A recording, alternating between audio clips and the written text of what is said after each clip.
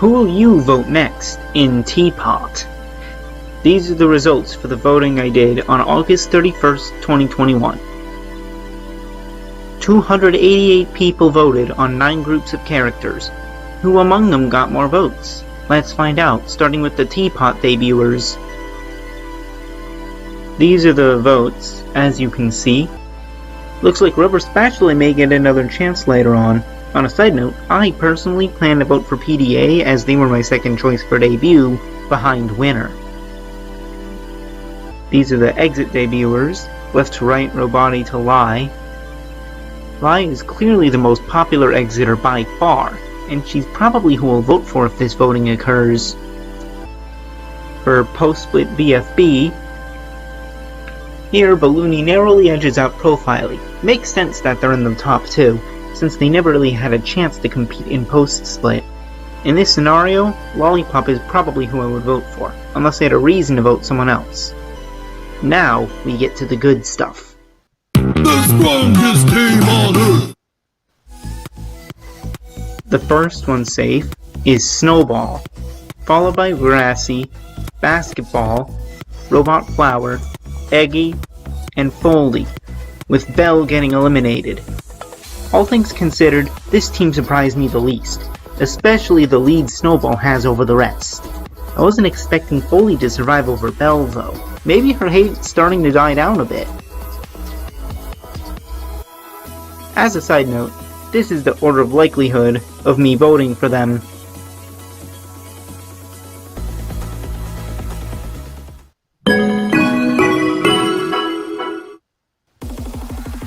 First safe is Pen, then Golf Ball, Tennis Ball, Puff Ball, Fries, then TV, and Eraser is eliminated. Much like the strongest team on Earth, the first 3 are not much of a surprise. What does surprise me here is that TV survives over Eraser, and by a sizable margin. I could see Puffball outlasting Eraser, but TV? Not a chance. Anyways, this is the order of likelihood of me voting for them.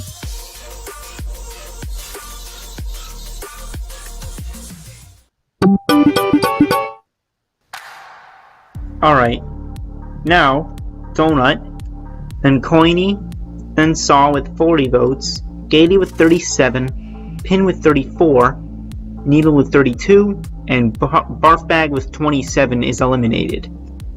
To be honest, I expect Gaty or Needle to be the first eliminated on this team, so it took me by surprise when I looked at the results for this video and saw that Barfbag had the least votes.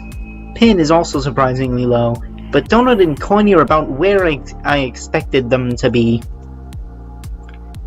This is the chances I'll vote for each of them.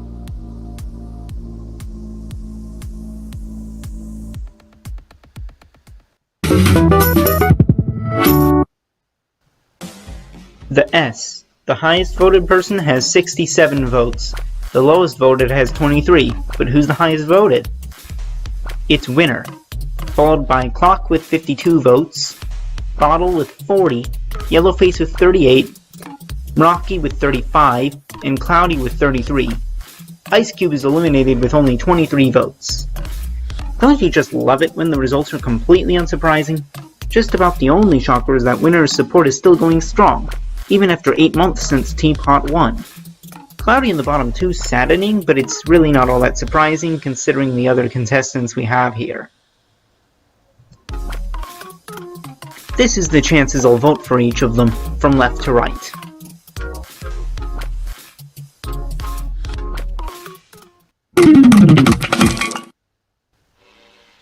Just Not. The highest voted person got 61, and the lowest voted got 24, but who are they? Price Tag, followed by Nickel with 59, Pillow with 45, Book with 40, Naily with 35, Bommy with 25, and Cake with just 1 less than Bommy is eliminated. Naily in the bottom 3 already? Well, I already said this in BFB, but there is no split, but I think Price Tag and Naily would split supporters, and this just further proves my theory. Nickel being safe before Book, though, is quite a shocker.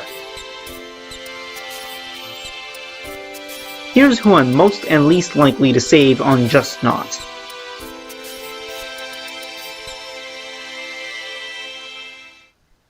The reason I waited to do Death Pact again is because I will mention the Teapot 2 voting results.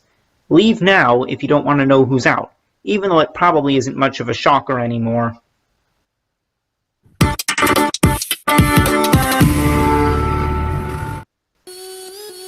The first safe contestant has 61, and it's remote. Then with 47 votes is Fanny, then Black Hole with 44, Tree and Marker with 41 each, and Lightning is the last safe with 37. Pi is eliminated with 17. Makes sense that Pi got the least votes considering that she's confirmed to be out. What doesn't make sense is Fanny being second safe, when she's bottom 3 in the real votes. It's also surprising that Lightning's in the bottom 2 here. Maybe there's just a chance that Mark will survive another elimination. For one final time, this is who I'm most and least likely to vote for.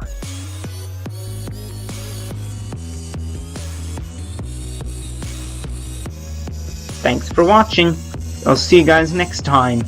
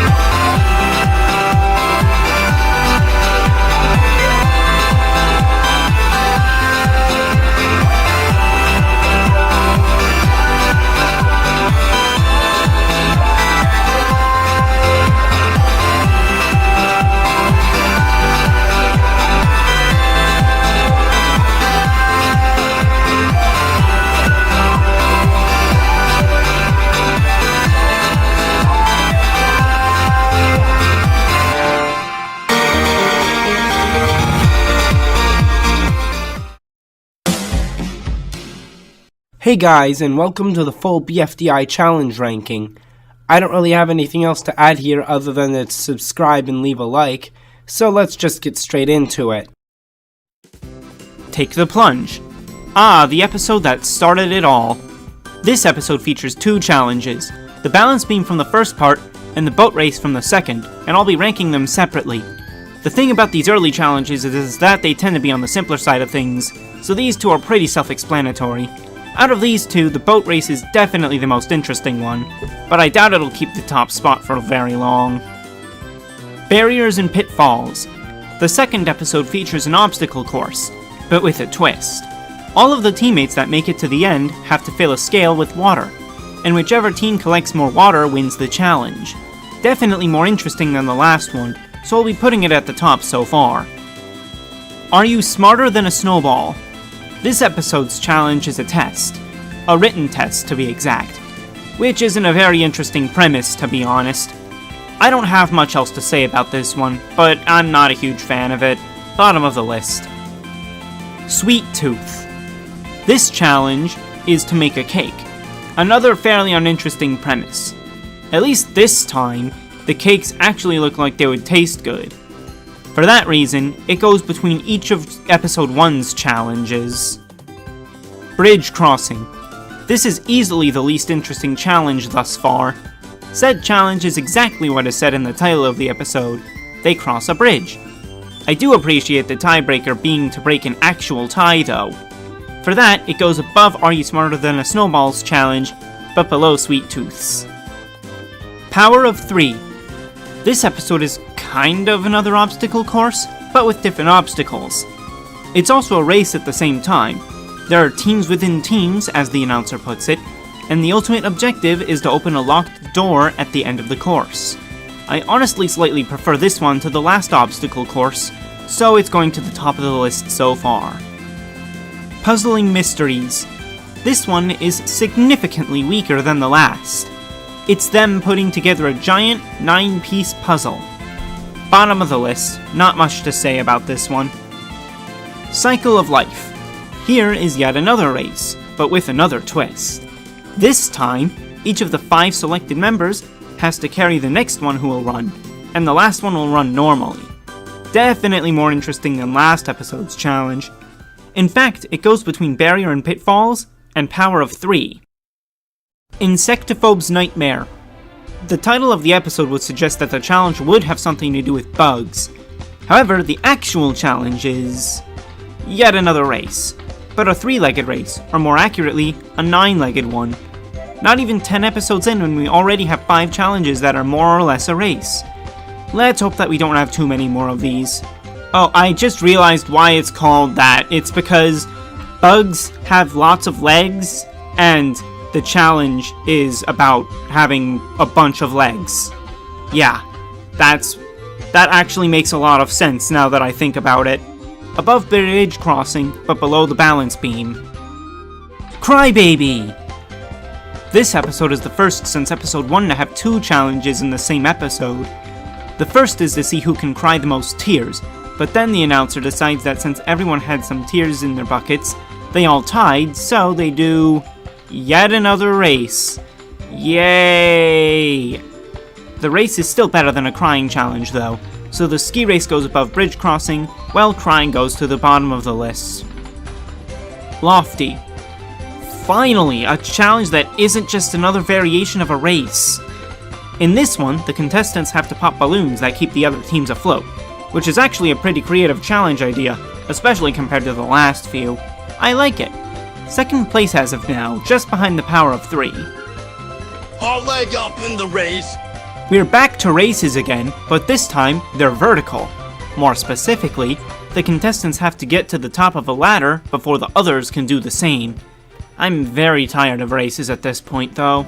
Just above Bridge Crossing. Don't lose your marbles. Try to find a red ball this time. That is the objective for this one. Basic, but a decent idea nonetheless. I'm putting it right below Sweet Tooth. Half a loaf is better than none. This one is the first rejoin challenge. To be more specific, the challenge in this one is to collect as many loaves of bread as you can, and whoever collects the most loaves wins. It ends up being spongy. Cloudy would be proud. Decent idea, putting it above Insectophobe's Nightmare. Vomitaco. Here we have another episode that features 2 challenges. The final such episode as of Teapot 2. The Taco Challenge is just a duplicate of the Cape Challenge from episode 4, while the Barf Bag Challenge is more interesting. In this one, they have to try to knock their opponents into what was, initially, colored water. A bit gross, but at least it's original. The Barf Bag Contest goes above the ski race, while the Taco Contest goes above bridge crossing. Bowling, now with explosions. Despite the name, there are no explosions in this episode. It's just bowling. Then contestants can deduct points based on how many pins they knock down. Not the worst challenge ever, but it's incredibly basic. Second verse same as the first, ranking just above bridge crossing. The Reveal. This episode features a frisbee throwing contest. Honestly, I don't have much to say about this one. Just above last episode is where it goes in the ranking. Reveal Novum. The cliff jumping contest doesn't count since that was just a tiebreaker. The main contest is a staring contest, more specifically in the form of a tournament bracket, which is a decent way to set it apart. Just below the ski race is where it goes. Rescission. Oh joy, yet another race. At least it's been 7 episodes since the last one, so I'll allow it. In this one, it's a unicycle race. That's all. Just below Reveal Novum. Gardening Hero. This one has absolutely nothing to do with gardening, so I have no idea why it's called that. Maybe there's some kind of subtext like there was with BFDI 9, but I don't know what it is. What it is about is avoiding death in outer space. The last object standing then chooses someone else to be safe. Everyone starting out with immunity is a nice twist as well. Above the balance beam. The Glistening. In this episode is a long jump contest. Another basic challenge idea, but it works well enough in my opinion. I'll put it above the Reveal. Don't Pierce My Flesh. In this episode, the contestants have to escape a volcano. I would complain that it's technically a race, but at least it's visually distinct from the other ones thanks to the setting. I think I'm gonna put it above the ski race. Hurtful. The final challenge of the first season is yet another race. However, the twist this time is that it also includes a shrunken down version of each of the previous contests. I think that does it enough to set it apart from the other races. That'll put it above half a loaf. Yahoo, I wanna know. The first contest of the second season also happens to be by far the shortest out of any of them, despite not being the shortest episode. It's Tug of War. No twist, that's all it is. Just above bowling, but BFDIA is not off to a great start here. Get Digging. In this episode, each team has to make a stew out of yoil berries, which will then be taste tested by TV. Not much to say about this one, other than that it's the first appearance of Yoil Land during a challenge. Above Reveal Novum. Insectophobe's Nightmare 3. Unlike the first Insectophobe's Nightmare, there are actual insects in this episode, and unlike the second, there's a challenge to talk about. Said challenge is about crushing all of the bugs in the glass containers that the teams are trapped in. Not bad, putting it above the taco contest from Vomitaco. Zeeky Boogie Doog. This episode seems to be somewhat controversial, but I do think the challenge in this one is a novel concept. Each team has to make their own dream island, which will then be judged. Again, that's a good idea, putting it just below Lofty. BFDIA 5. All 5 parts of this episode, the last of BFDIA, involve the same challenge. Get to the summit of Yoil Mountain.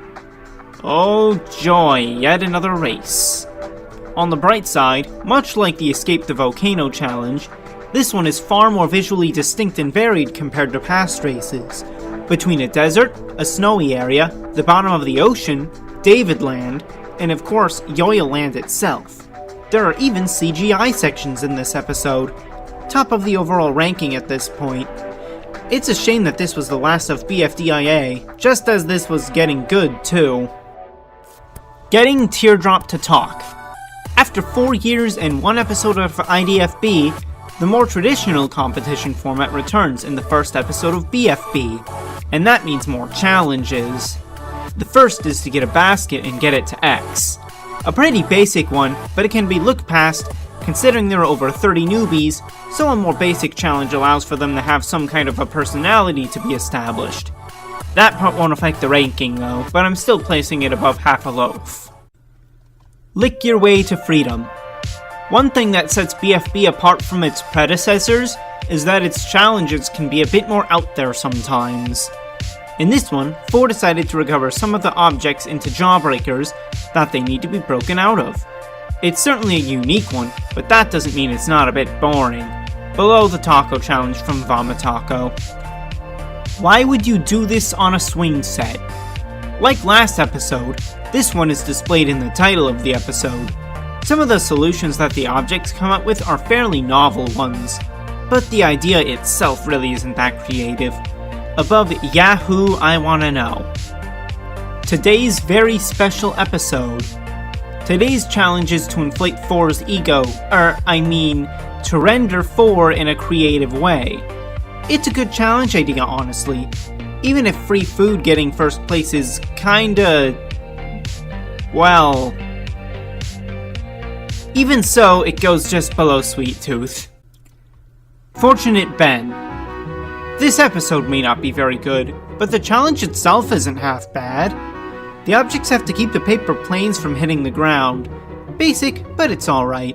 Above Reveal Novum. Just keep in mind that I'm ranking the challenges, not the episodes themselves.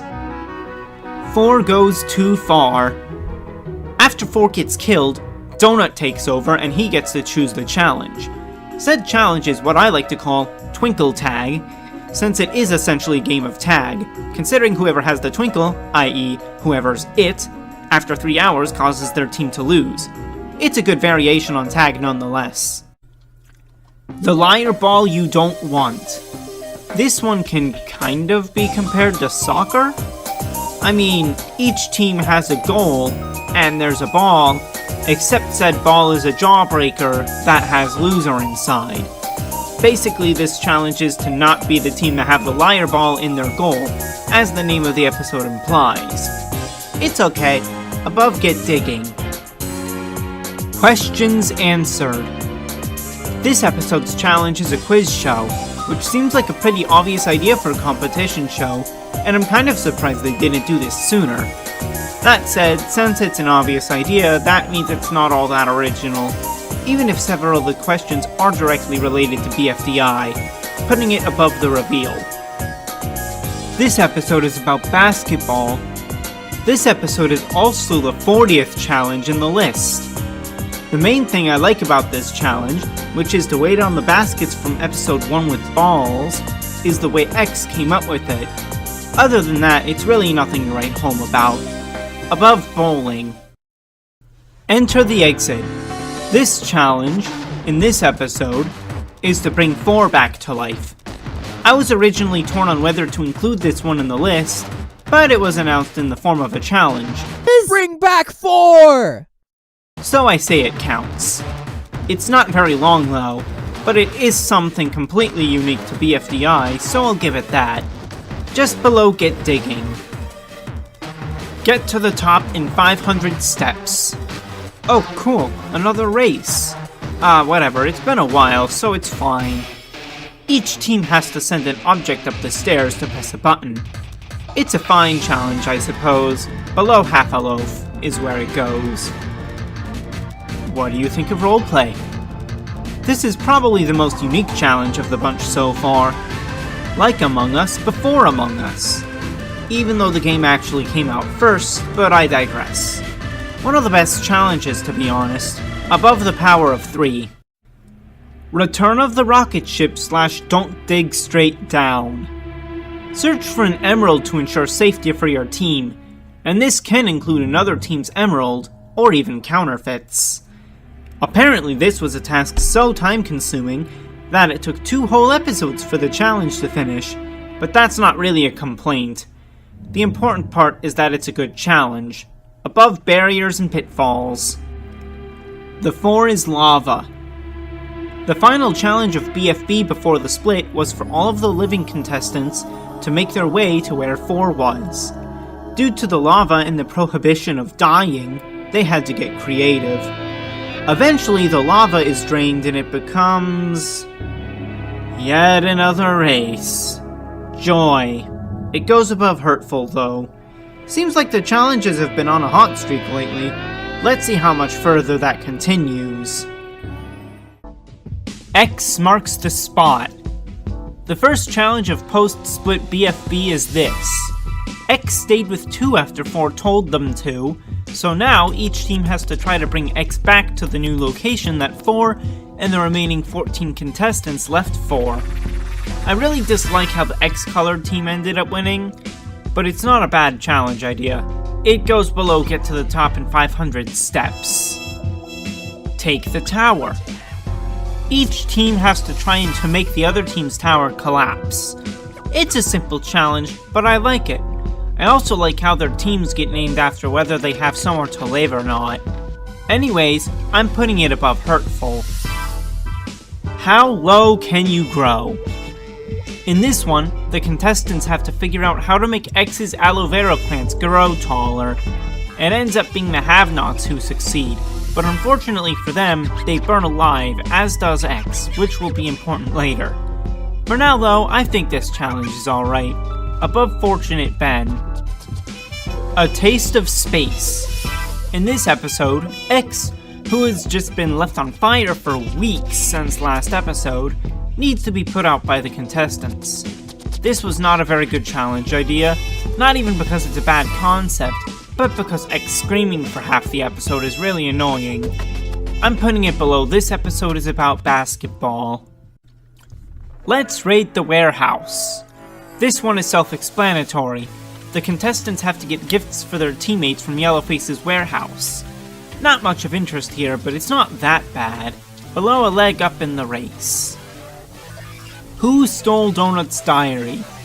This one is even more self-explanatory than last time. Somebody took Donut's diary and the teams have to find out who it was. I like how it feels a bit like an Ace Attorney game. Even the thumbnail has a reference. I don't have much else to say here though, but it's a good one. Above Don't Lose Your Marbles. Fashion for your face. In this one, 4 has to be broken out of jail. Good concept, but it falls apart due to the execution. In fact, a lot of the episode the challenge is in caused me to forget that that was even the challenge, but that's not really a fault with the challenge itself. Again, it's a solid idea on a conceptual level. The execution, though, means I need to put it below the taco contest from Vomitaco. The game has changed. This episode marks the start of BFB's merge phase. Each contestant has to throw a party for 4 to make up for ignoring them in favor of Purpleface and X. I like this challenge, which I'm placing above Gardening Hero. The Twisted Temple. Find a totem. If yours is cursed, you lose and are up for elimination. Decent concept, not a fan of the execution, not much else to say here. Below questions answered. The Hidden Contestant. Back in BFB 20, there was a certain recommended character that would pop up again later. That character is Profiley, who is the center of this episode's challenge. Whoever gets them to the BRB is the one who has immunity from elimination. Eliminating another contestant, whether or not Profiley was actually always there, is a great challenge idea in my opinion. I'm putting it above Sweet Tooth. Uprooting everything. Remember the giant oven from all the way back in BFB 1? Well, in this episode, we return to that location, and the 4 remaining contestants have to escape from it. Kinda boring though. Below bowling. BFB, back from beginning. The final challenge of the season is exactly the same as Hurtful. I think this one is slightly better than that one though, since there was more variety in challenge types during BFB than BFDI. Only slightly better though, so it occupies the next spot up from Hurtful. I originally thought about putting Save Our Show in here, but after thinking about it more, decided to omit it, which means we have arrived at the end of BFB. But we're not done quite yet. You know those buttons don't do anything, right? After the teams are formed and the landscape is remodeled, it's time for the first challenge of Teapot, which is to get your entire team to the top of the hotel that 2 materialized back in BFB 16. So basically that means it's a race. Oh goody. It's serviceable enough though, so I'll place it above the barf bag contest from Vomitaco. The worst day of Black Hole's life. As of now, this is the newest episode in the series. As such, this means it's the last challenge, so let's hope it's something good. In this one, the teams have to stack a tall tower of blocks, and they can stick them together with glue, or even go knock over other team stacks. Anything to win. Not the best, but it's solid. Above half a loaf. And that's every single challenge up to Teapot 2. I feel bad that it ended up taking so long to get this video done, when I originally hoped to get it all done in one go. But it's all in the past now. I got it done and that's all that matters in the end. Anyways, as I promised before, this is the ranking from worst to best. Crybaby's Crying Contest. Puzzling Mysteries. Are You Smarter Than a Snowball? Crybaby's Handstand Contest. Bridge Crossing. Uprooting Everything.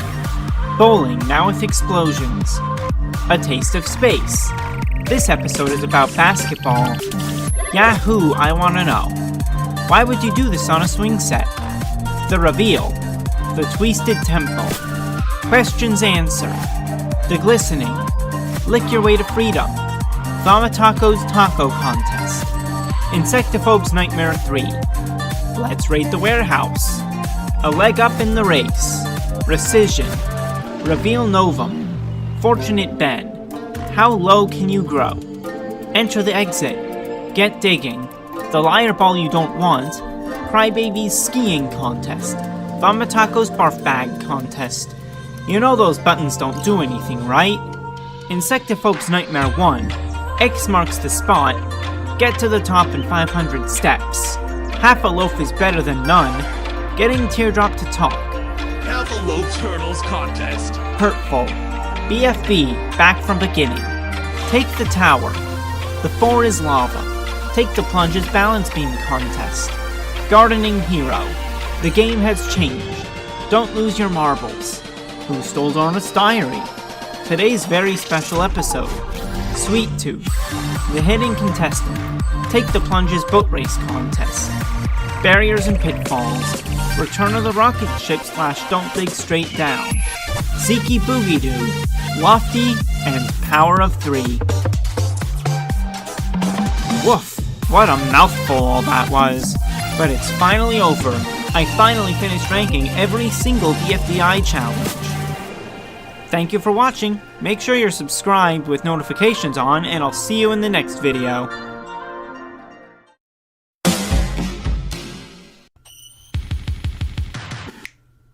$261 votes cast. 7 or 8 questions to answer. This is Who Will You Vote in Teapot 3. This is what the teams look like as of Teapot 2. First, we're gonna look at who you voted for Death Pact again. First safe is Marker with 69 votes. That's very good. Next is Lightning with a big drop to 46.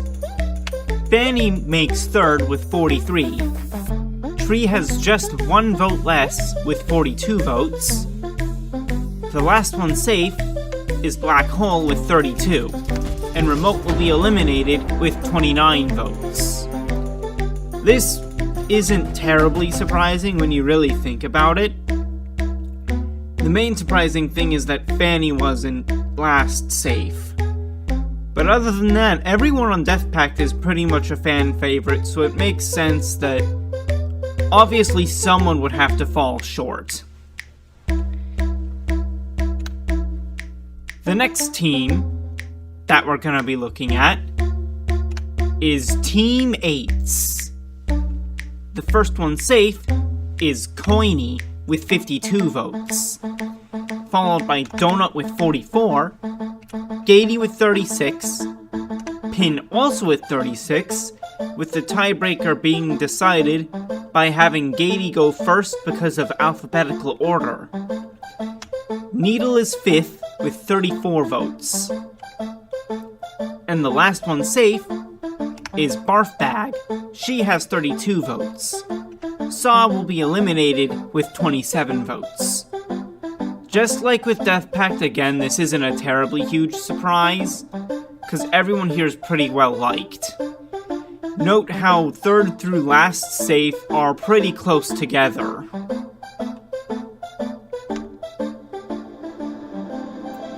Next, we're looking at the strongest team on Earth. I would give a warning for Teapot 3 spoilers, but I'm not actually gonna say who gets eliminated. Like, I'm not gonna say who's actually getting eliminated, I mean. Anyways, the first one safe is Snowball with 68 votes.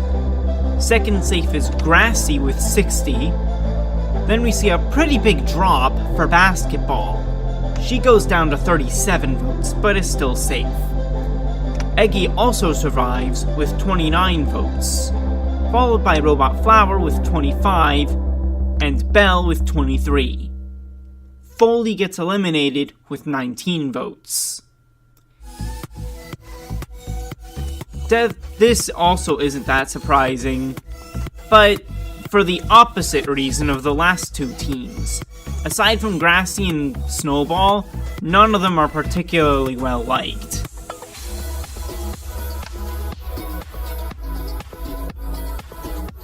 Fourth on our agenda today is the S.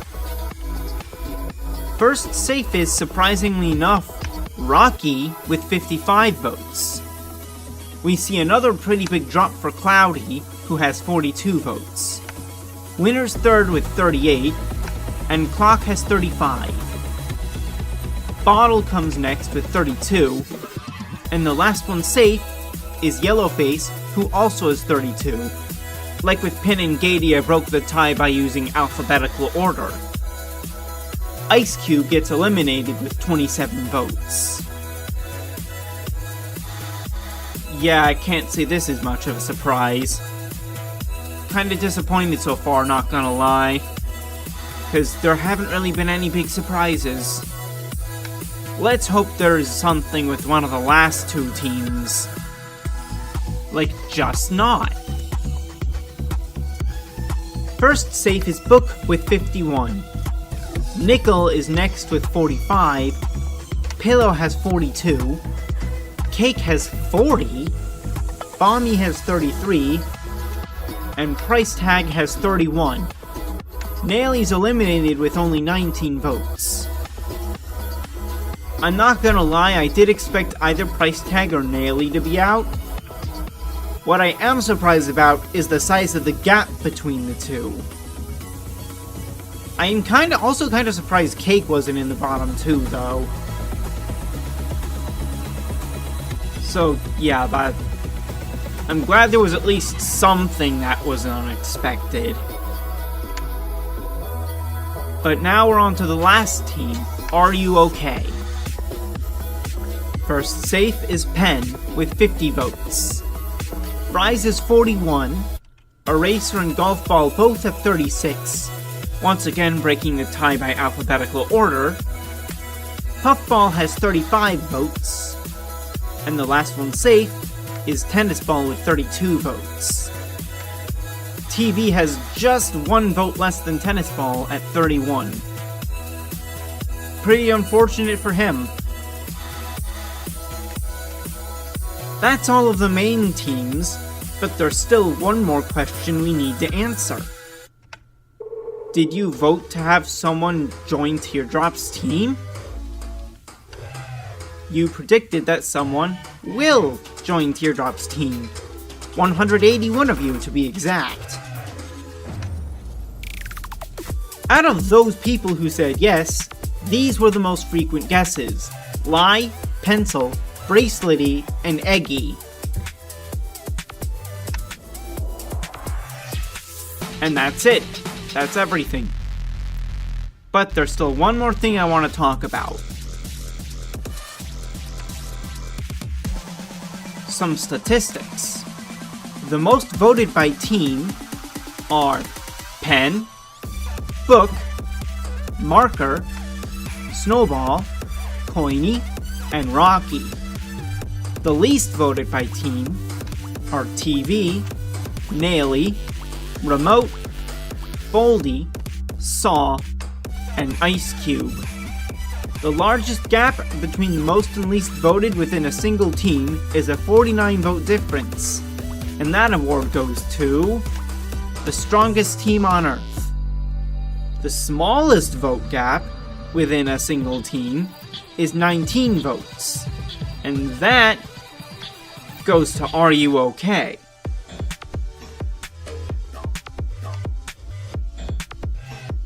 That's going to be it for this video.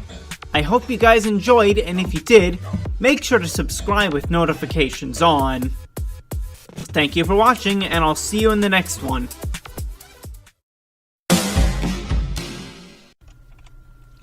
Who will you vote in Teapot 5? The viewers voted on several questions, and now it's time to see the results. I received 677 responses, more than double that of the first two polls. Also, before we do the rundown, I should mention that these results will not affect the updated flawed teapot prediction I've been developing, the first part of which will release next Saturday, May 6th. One more thing. If you want more voting games to participate in, or just want a place to hang out and chat with others, join my Discord server. Link is in the description. Now, the first question was the matter of which teams would be up for elimination in Teapot 5.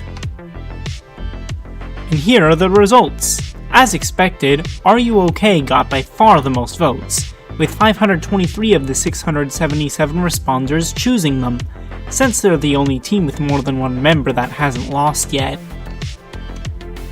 And the next two highest teams didn't even come close.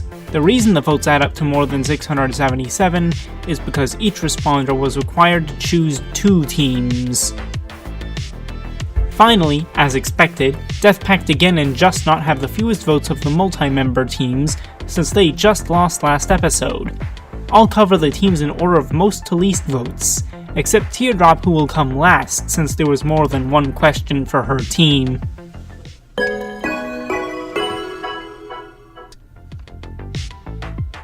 Who got the most and least save votes on the most voted team anyways? Puffball is the first one safe with 143 votes.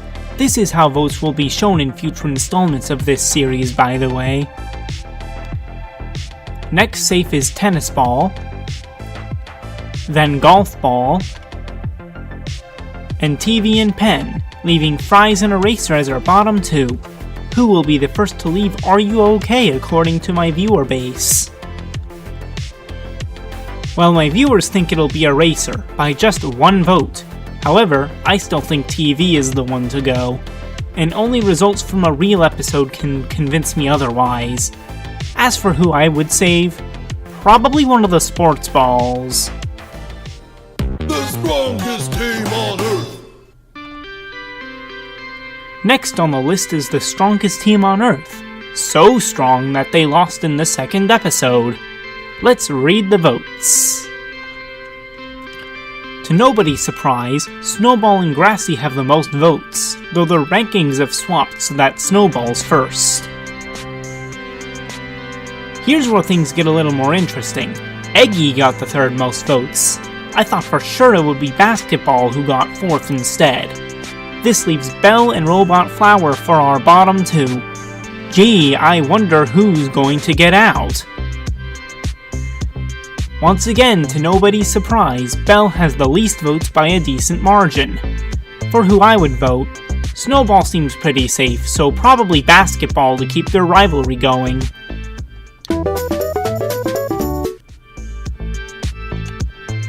Quick side tangent, there's something uncanny about Cloudy's facial expression in this team pose that I dislike.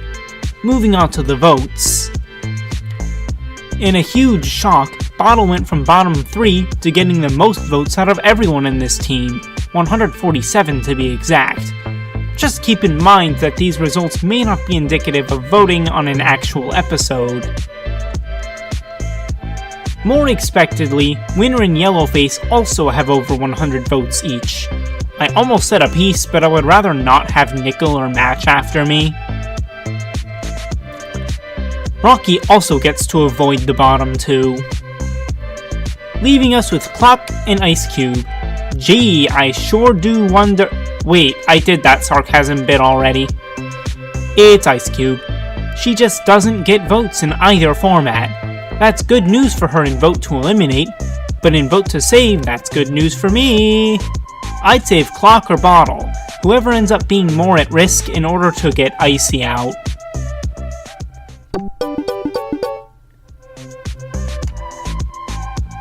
Is it really teammates when the one who screamed 8 isn't even here anymore? Not to mention she may not even be screaming 8 anymore, but that's besides the point. Because Donut's the first one safe in a landslide, falling just short of 200 votes, just like Snowball. What a rebound from Teapot 4 where he was bottom 2. To be fair, that's probably why he had the rebound. Gady, who's next, has over 60 votes fewer than Donut, but also 11 more than Coiny, the third safe. Needle is chilling with the fourth most votes, falling just shy of triple digits. This leaves us with Pin and Barfbag as the bottom 2 of teammates. Who's going to go?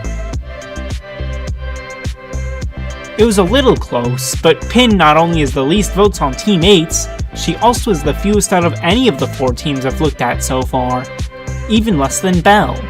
Personally, I'm with the 191 that both supported Donut. Or maybe I'll vote Coiny instead, I haven't decided yet.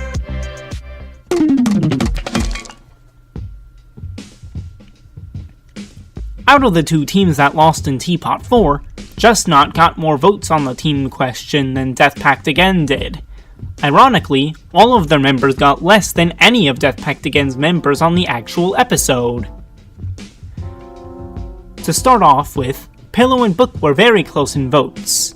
Pillow was already the first safe out of Just Not in Teapot 4, but Book was bottom 2, so this is a good sign for her future in the show.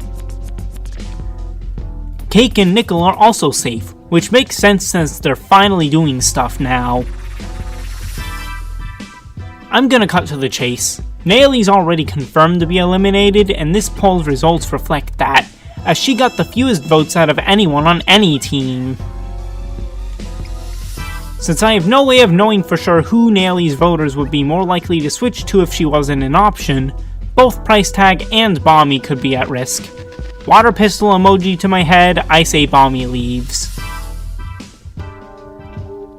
As for who I would save, I would vote Cake or Book, whoever's more at risk.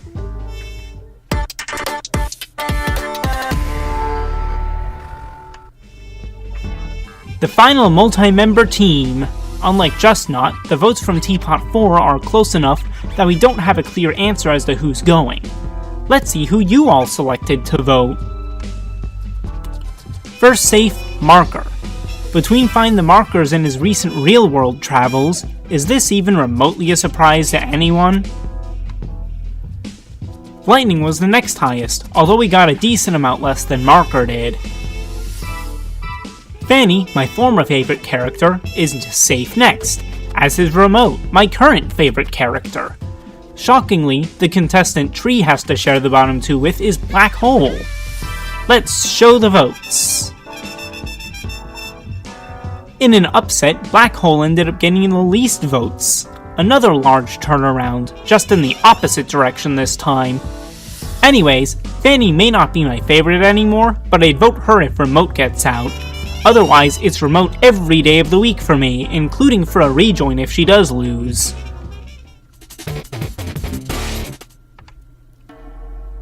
Why is Teardrop so angry?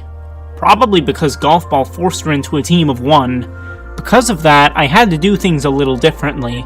I asked several questions about her. The first being, would you vote Teardrop over a member of another team, depending on which team is up for elimination? The result may shock you. No ended up winning. The funny thing is, out of 677 responses, No only won by 1 vote. Now, if you voted yes, you would also answer which team or teams would you choose Teardrop instead of any of their team members. However, there were more responses on this question than there were yes votes on the last. You weren't supposed to do that. No wonder Teardrop's mad. As for the result themselves, all of the teams got at least 100 votes, just not getting the most at 174, and Deathpact again at getting the least at 117. How ironic. If it wasn't obvious, respondents could choose multiple, though it seems most only chose 1 or 2. I also asked what should happen to Teardrop if she gets up for elimination. The most common responses were among the lines of instant elimination, though some suggested that it would be a single elimination, that the 2 least voted overall in that episode leave rather than the single least voted on each team, or she won't lose until others switch to her team. Speaking of switching, should 1 or more contestants join Teardrop's team? Unlike the other yes-no question, which had razor-thin margins, this time yes won in a landslide. At least 24 yes voters did not vote on the follow-up question though. I guess that's not as bad as the last one. For this, voters could reply with any non-eliminated Teapot contestant, any Exeter, or any post-split BFB contestant. Eggy ended up being by far the most common answer. All of the Exeters were also heavily represented, though Lai has the most responses of them. Coiny and Pin were pretty common answers given their history with TD. A few people also suggested a debuter, mainly Rubber Spatula. As for Teardrop's fellow post-splitters, Balloony and Taco were the ones who showed up the most. Thanks for participating in this little experiment of mine. Feel free to join the Discord server and make sure to like and subscribe so you're staying tuned for future uploads. Bye!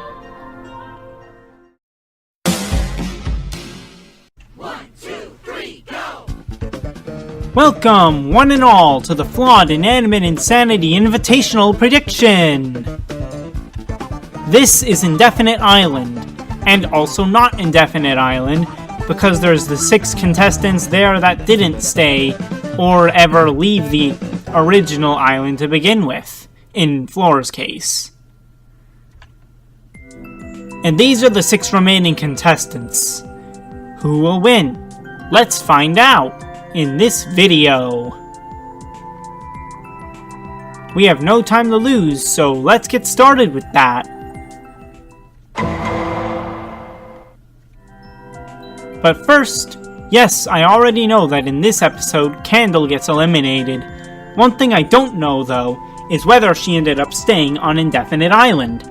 As of my recording this, her exit interview has yet to be released, and this is where I would get my answer. So, for this prediction, I get to decide. With that said, I don't believe she would stay. She doesn't really have any reason to be on the show anymore. So, yeah. Now, let's actually get started.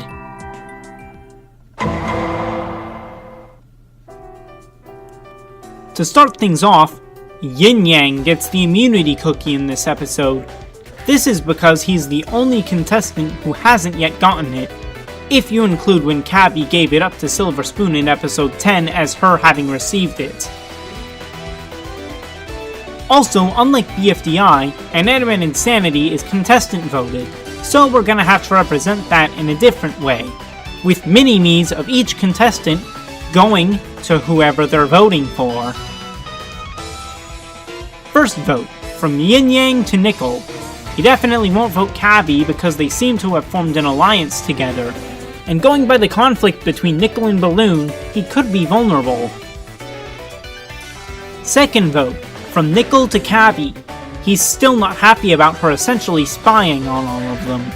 Plus, if she gets eliminated, then Yin Yang wouldn't have any allies left. Third vote, from Bot to Cabby, for the same reason as Nickel. Fourth vote, from Cabby to Nickel, for the same reason as Yin Yang. Fifth vote, from Silver Spoon to Cabby. Same reason as Nickel and Bot, plus he can't vote for Yin Yang as he's immune, so may as well take out his ally. So, it all comes down to Balloon. I think either way, Cabby's out here, since Nickel would most likely win in a tiebreaker. However, I think Balloon ultimately chooses Cabby, seeing her as the greater threat. As for whether Cabby returns to Indefinite Islands for a second time, in hopes of possibly getting a third chance, I think not, honestly.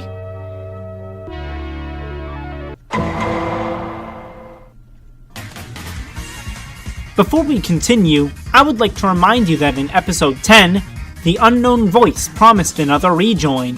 Well, that time has finally come! Much like eliminations, rejoins are not decided by the viewers, but it's also not by the contestants. Instead, it's based on a challenge. Now, Lightbringer test tubes seem like the obvious ones to win a rejoin challenge, but I actually think the writers will pull a twist on us and have it be Goo who ends up winning.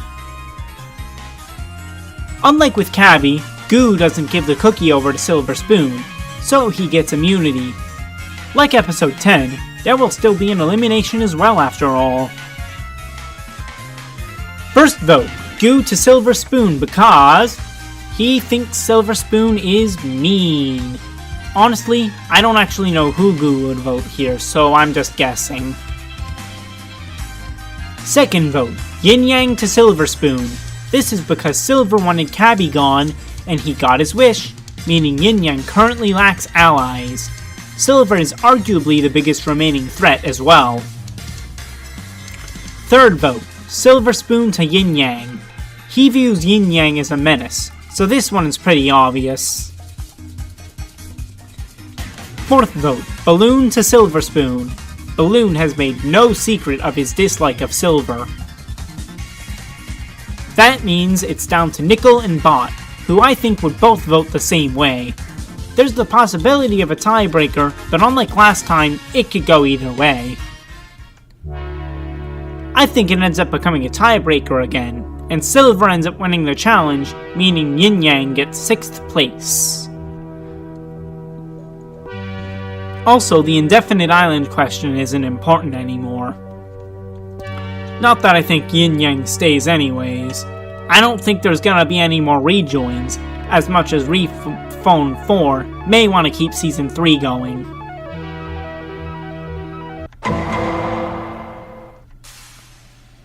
In this episode, I think that it's Balloon who gets the immunity cookie.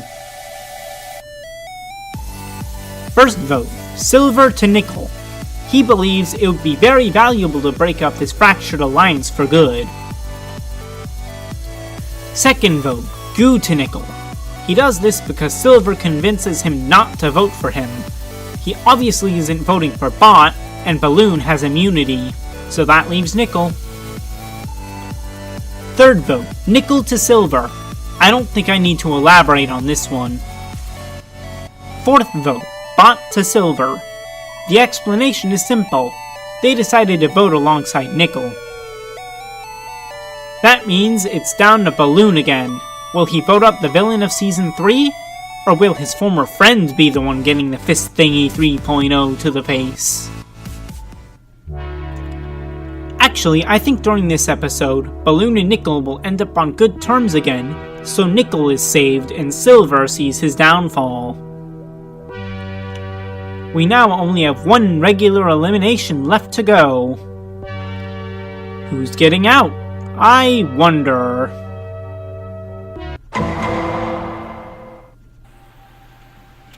Nickel wins the immunity cookie in the final normal round, meaning that not only is he a gold doubloon for today, he also gets a free pass into the finale of Inanimate Insanity Invitational. but there's still one contestant vote left. First vote, Goo to Balloon. Although all 4 remaining contestants are on good terms at this point, he has to vote for someone. Second vote, Bot to Balloon, for the same reason as Goo. In a shock, Nickel and Balloon both vote for Bot. This is shocking because, fun fact, they hadn't received any contestant votes at all up to this point. It's true, it says so on the Inanimate Insanity wiki. Since Balloon and Bot both have 2 votes, that means, you guessed it, another tiebreaker. It also means Goo is guaranteed to get into the final 3. At this point, I feel both Balloon and Bot would be obvious winners, so it could go either way. However, I think the writers would write out Balloon and keep Bot for the final 3. We're getting super close now. Just the finale to go, and we're done.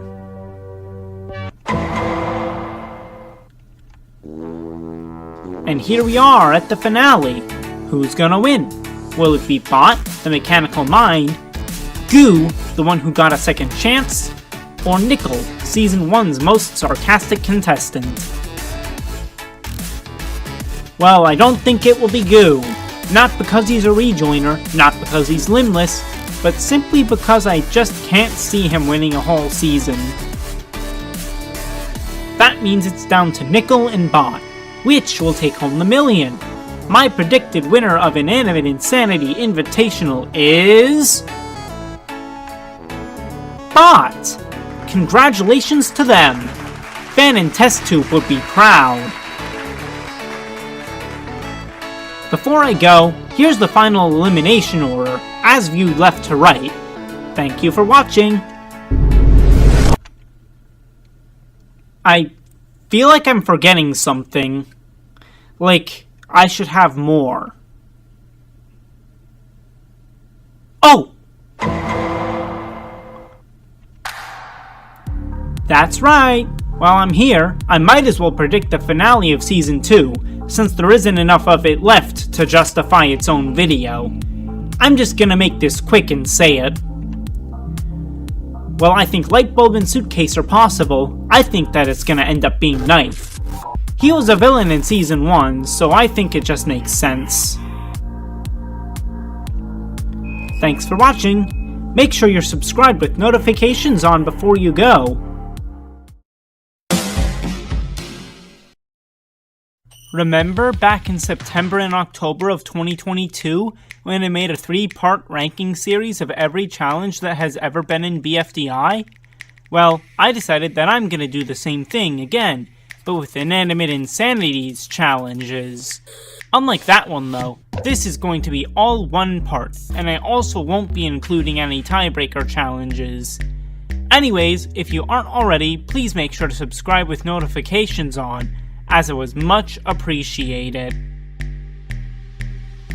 The Crappy Cliff. This is the very first challenge in the entire series, and it is to dive off of a cliff and try to land in the water instead of the elephant poop.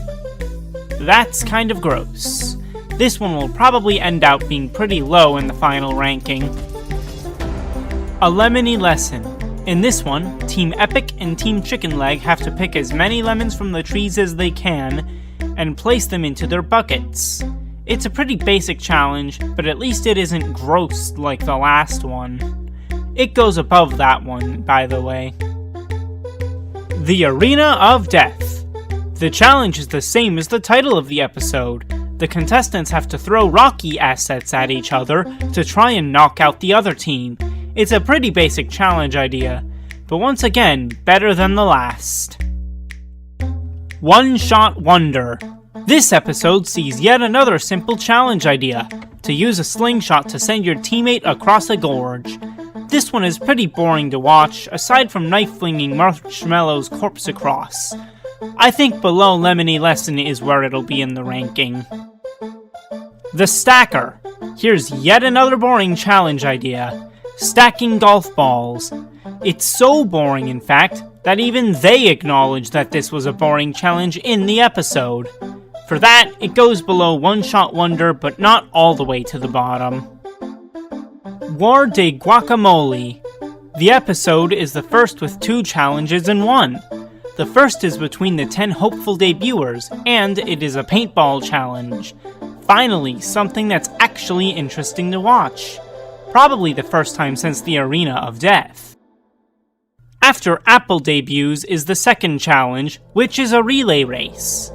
The first pair cross a lake of poop with platforms on it, the second climb onto a platform and jump into guacamole, hence the name of the episode, and the third have to cross a gorge with a saw blade at the bottom.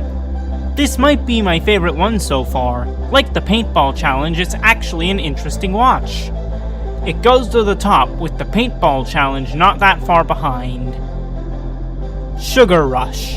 To celebrate Halloween, the contestants have to collect as much candy that MePhone scattered about as they can find in this episode. It's not all that creative, but I'll let it slide given the fact that this is a Halloween special. Above a lemony lesson. Foreseeing the future. Today, everyone has to cross a quicksand pit. Not much to say about this one other than it isn't creative in the slightest. Just above Crappy Cliff. The Snowdown.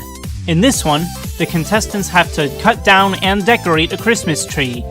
Like Sugar Rush, it's not all that interesting, but since it's a special, I will let it slide. I think I'll rank it just above Sugar Rush. Double Digit Desert. In this episode, the contestants have to cross a desert. Yep, this is a race. The twist is that if you touch a cactus, you get stuck and are unable to continue, and that is a twist I like. There's also an electric fence that can jump, and Tyler Bungard. I may be annoyed when there are too many challenges of the same type sometimes, but it's fine if there's an interesting twist to it. All the way to the top with this one. Aquatic Conflict. This episode's challenge takes place underwater. I'm always down for a change in scenery. The challenge is to find a gold coin at the bottom of the sea. Yeah, I think this one's pretty good. It'll be ranked just below War de Guacamole's paintball challenge. Crappy Anniversary. This episode reuses the Crappy Cliff from episode 1. However, instead of just having to land in the water, the contestants also have to do an interesting dive as well. A fitting challenge for the series' 1-year anniversary, a redux like this. I think it goes above the Stacker. Inanimate Smackdown. Like BFDI, we have a challenge that uses a tournament bracket. Unlike BFDI, however, instead of it being a staring contest, it is instead an actual battle arena. Not much to say about this one besides that, but I'll put it above the Arena of Death in the ranking. The Great Escape. This episode is another with 2 challenges. The first is MePhone Says, which is literally just Simon Says, but with MePhone's name, presumably for the ego boost. Intertwined with that one is a contest to catch the eliminated contestants. Intertwined because the contestants refuse to actually do it until MePhone says the line. The second is easily better than the first. It's hardly a contest, no pun intended. MePhone Says goes above Crappy Cliff, while the contestant recapture gets sandwiched between War de Guacamole's challenges. The Tile Divide. In this episode, the contestants have to cross a tile bridge, and they might fall through the faulty tiles if they're not careful. In and of itself, the challenge is nothing special, but the solution each pair comes up with to try to win is interesting to see. I think I will rank this above a lemony lesson. Journey through Memory Lane. I am not including Penultimate Poll's so-called challenge, because the wiki says it is, since it's literally just an eliminated contestant vote. Instead, I'll skip to the finale, whose challenges all of the previous ones together, ending with a race to the finish. I'll rank it around the middle of Season 1's challenges, and not higher, since BFDI already did it about a year earlier. Breaking the Ice. Season 2's premiere is yet another double challenge episode. The first one is the one that decides the team captains to stay on the Gladstonian Glacier. A literal icebreaker is certainly a creative challenge idea. The second challenge, not so much. It's just a game of dodgeball. Definitely not a bad challenge though. The glacier goes above aquatic conflict, while the dodgeball game goes above lemony lesson. Season 2 is off to a pretty strong start it seems. Marsh on Mars. The episode title says it all. Marshmallow ended up on Mars after a trap by the cherries that was meant for Apple hit her instead.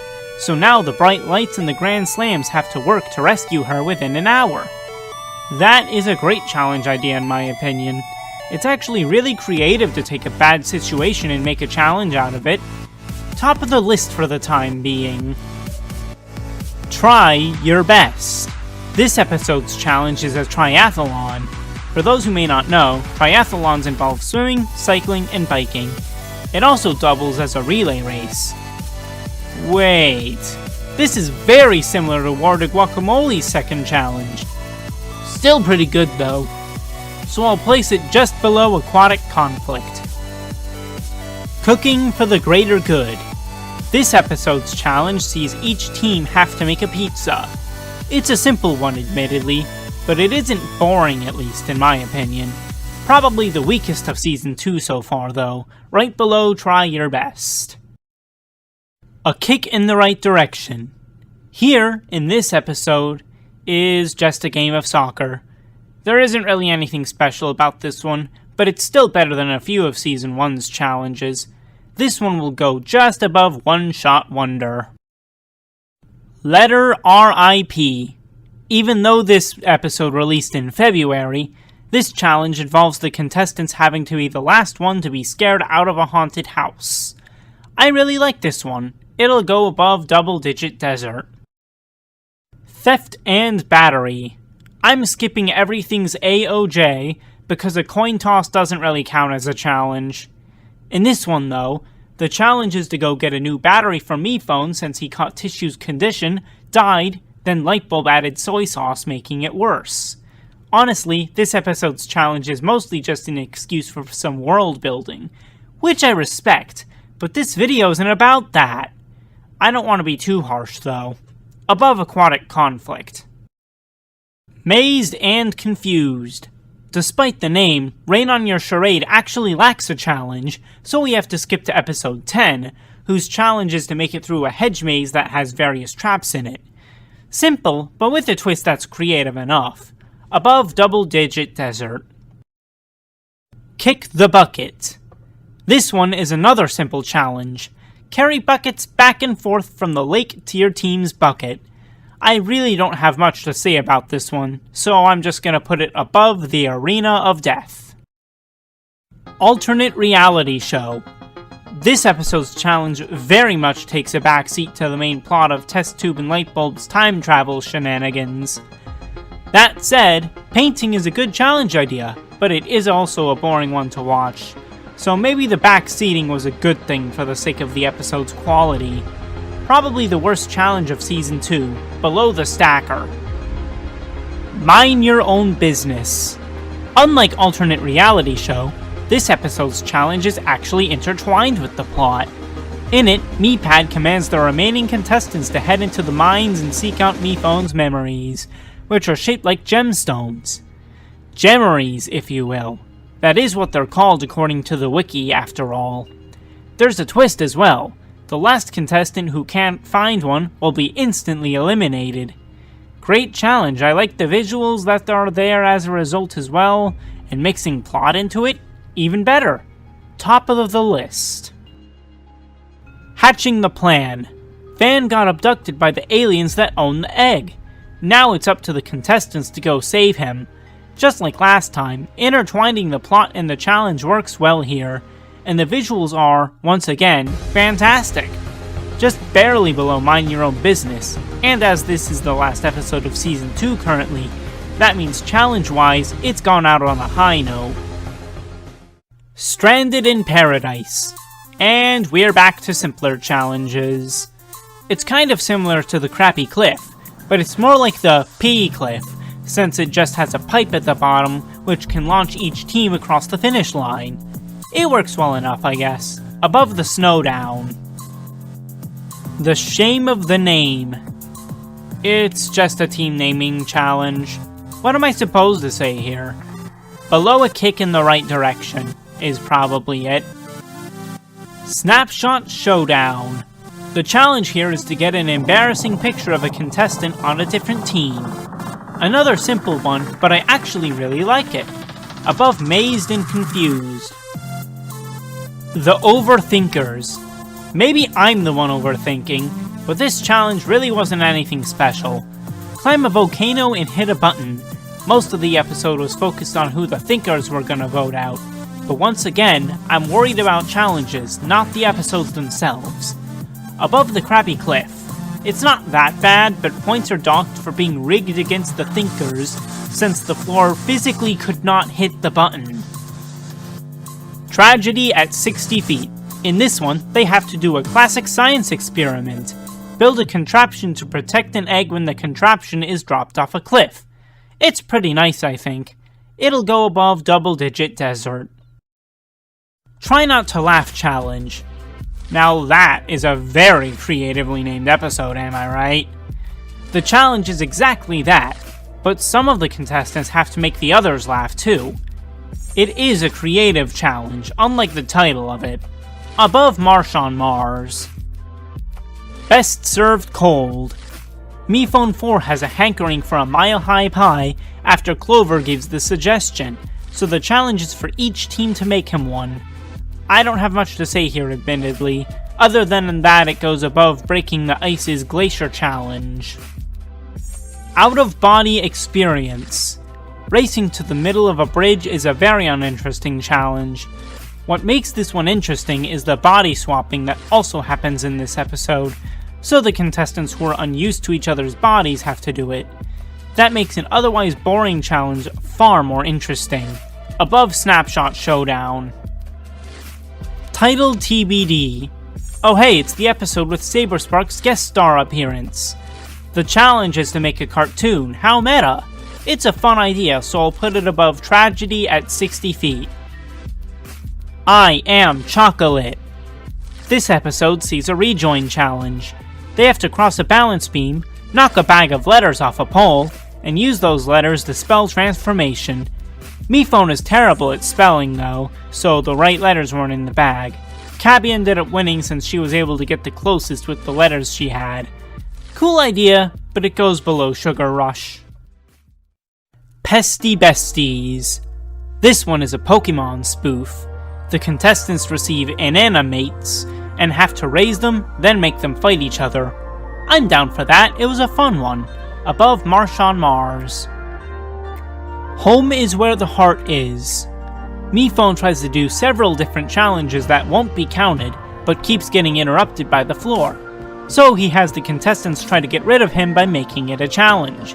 Situational challenges like these do tend to turn out to be a good idea in my opinion, and this is no exception. I think I'll place it above Double Digit Desert. Friend or Froze. We leave off on an anniversary special, with a tribute to all 3 first episodes. How fitting! Unfortunately, I don't really think reusing challenges is very cool.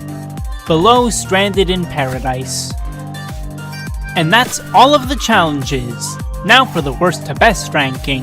The Crappy Cliff. The Overthinkers. The Great Escape, MePhone Says. Foreseeing the Future. Alternate Reality Show. The Stacker. Crappy Anniversary. One Shot Wonder. The Shame of the Name. A Kick in the Right Direction. A Lemony Lesson. Breaking the Ice, Dodgeball. The Tile Divide. I Am Chocolate. Sugar Rush. The Snowdown. Friend or Froze. Stranded in Paradise. The Arena of Death. Kick the Bucket. Cooking for the Greater Good. Try Your Best. Aquatic Conflict. Theft and Battery. Breaking the Ice Glacier Challenge. Best Served Cold. Or the Guacamole's Paintball Challenge. The Great Escapes Contestant Recapture Challenge. Or the Guacamole's Relay Race Challenge. Double Digit Desert. Tragedy at 60 feet. Title TBD. Mazed and Confused. Snapshot Showdown. Out of Body Experience. Letter RIP, Marsh on Mars, Pesty Besties, Try Not to Laugh, Hatching the Plan, and Mind Your Own Business. Thank you all for watching, and I hope to catch you all in the next video.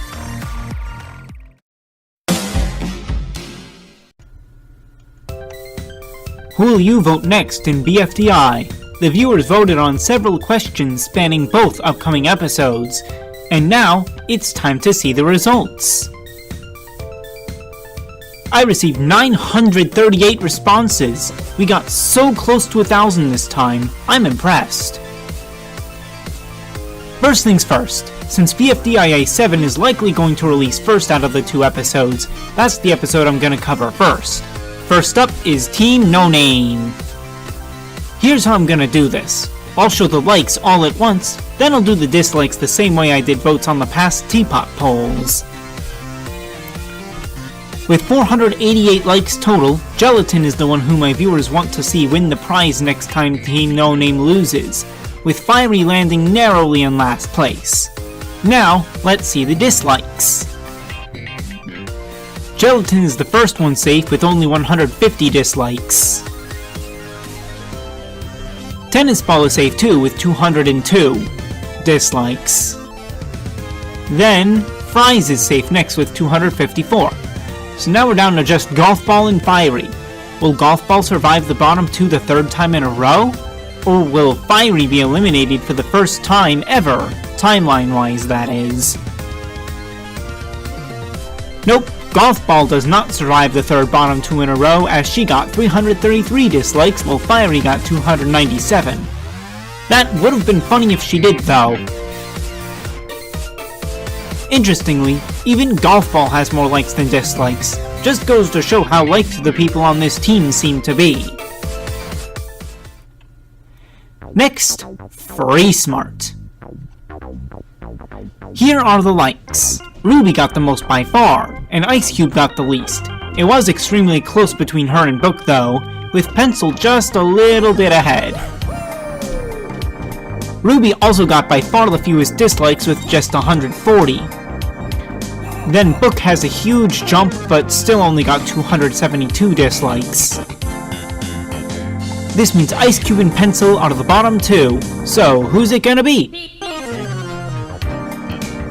Pencil survives with 325 dislikes, while Ice Cube, despite her increased relevance, is out with 378. I suspect it'll be a couple more episodes before Free Smart loses.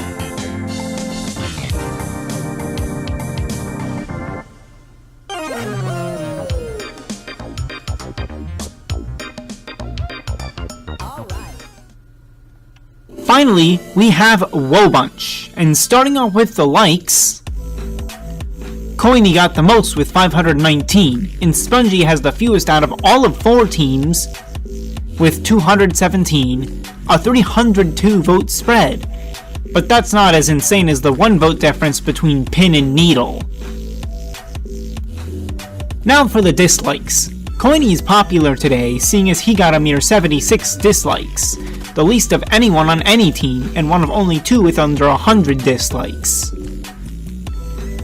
The other being Needle with just 94.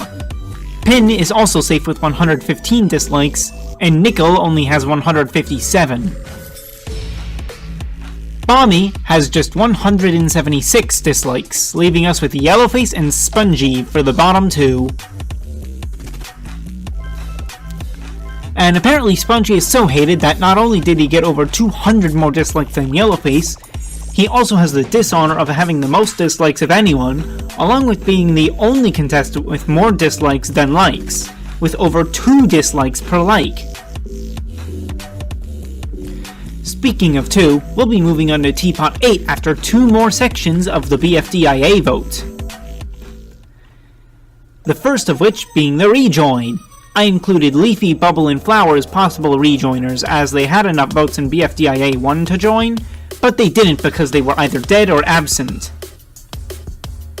Anyways, Rocky, Flower, and Puffball did not get very much support, just 25, 21, and 36 votes, respectively.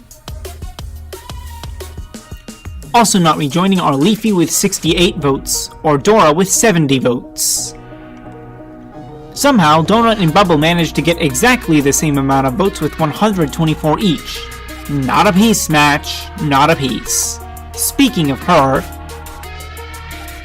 it's now down to her and Teardrop. Who got more votes? To the surprise of very few, it was Teardrop and by a landslide. Makes sense, it's pretty well known at this point that her BFDIA elimination was very unfair. Infamously so, even. As for the debut, I'm just gonna put a screen recording here of the list of results because there was so many contestants to get through, I didn't want to take up a bunch of time. Penn got the most votes by far with 147, with no one else even coming close. Now, it's 2's time to shine as I show Teapot 8's results, starting with... The strongest team on Earth! We're going in order of when they were named, except for the ones who lost Teapot 7 to make the spoiler section easier for me. Basketball has the most votes with 342, a welcome surprise after she was so close to elimination last time.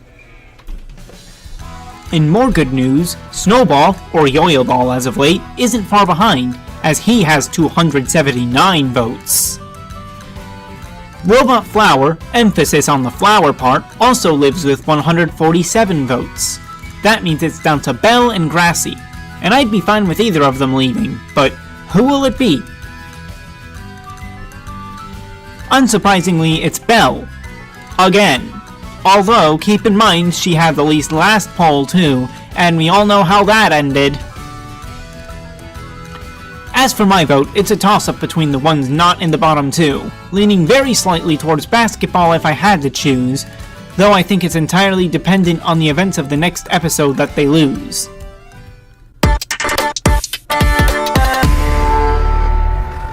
Out of all the teams, this one has shrank the fastest, though in light of the events of Teapot 7, I doubt they'll lose again anytime soon.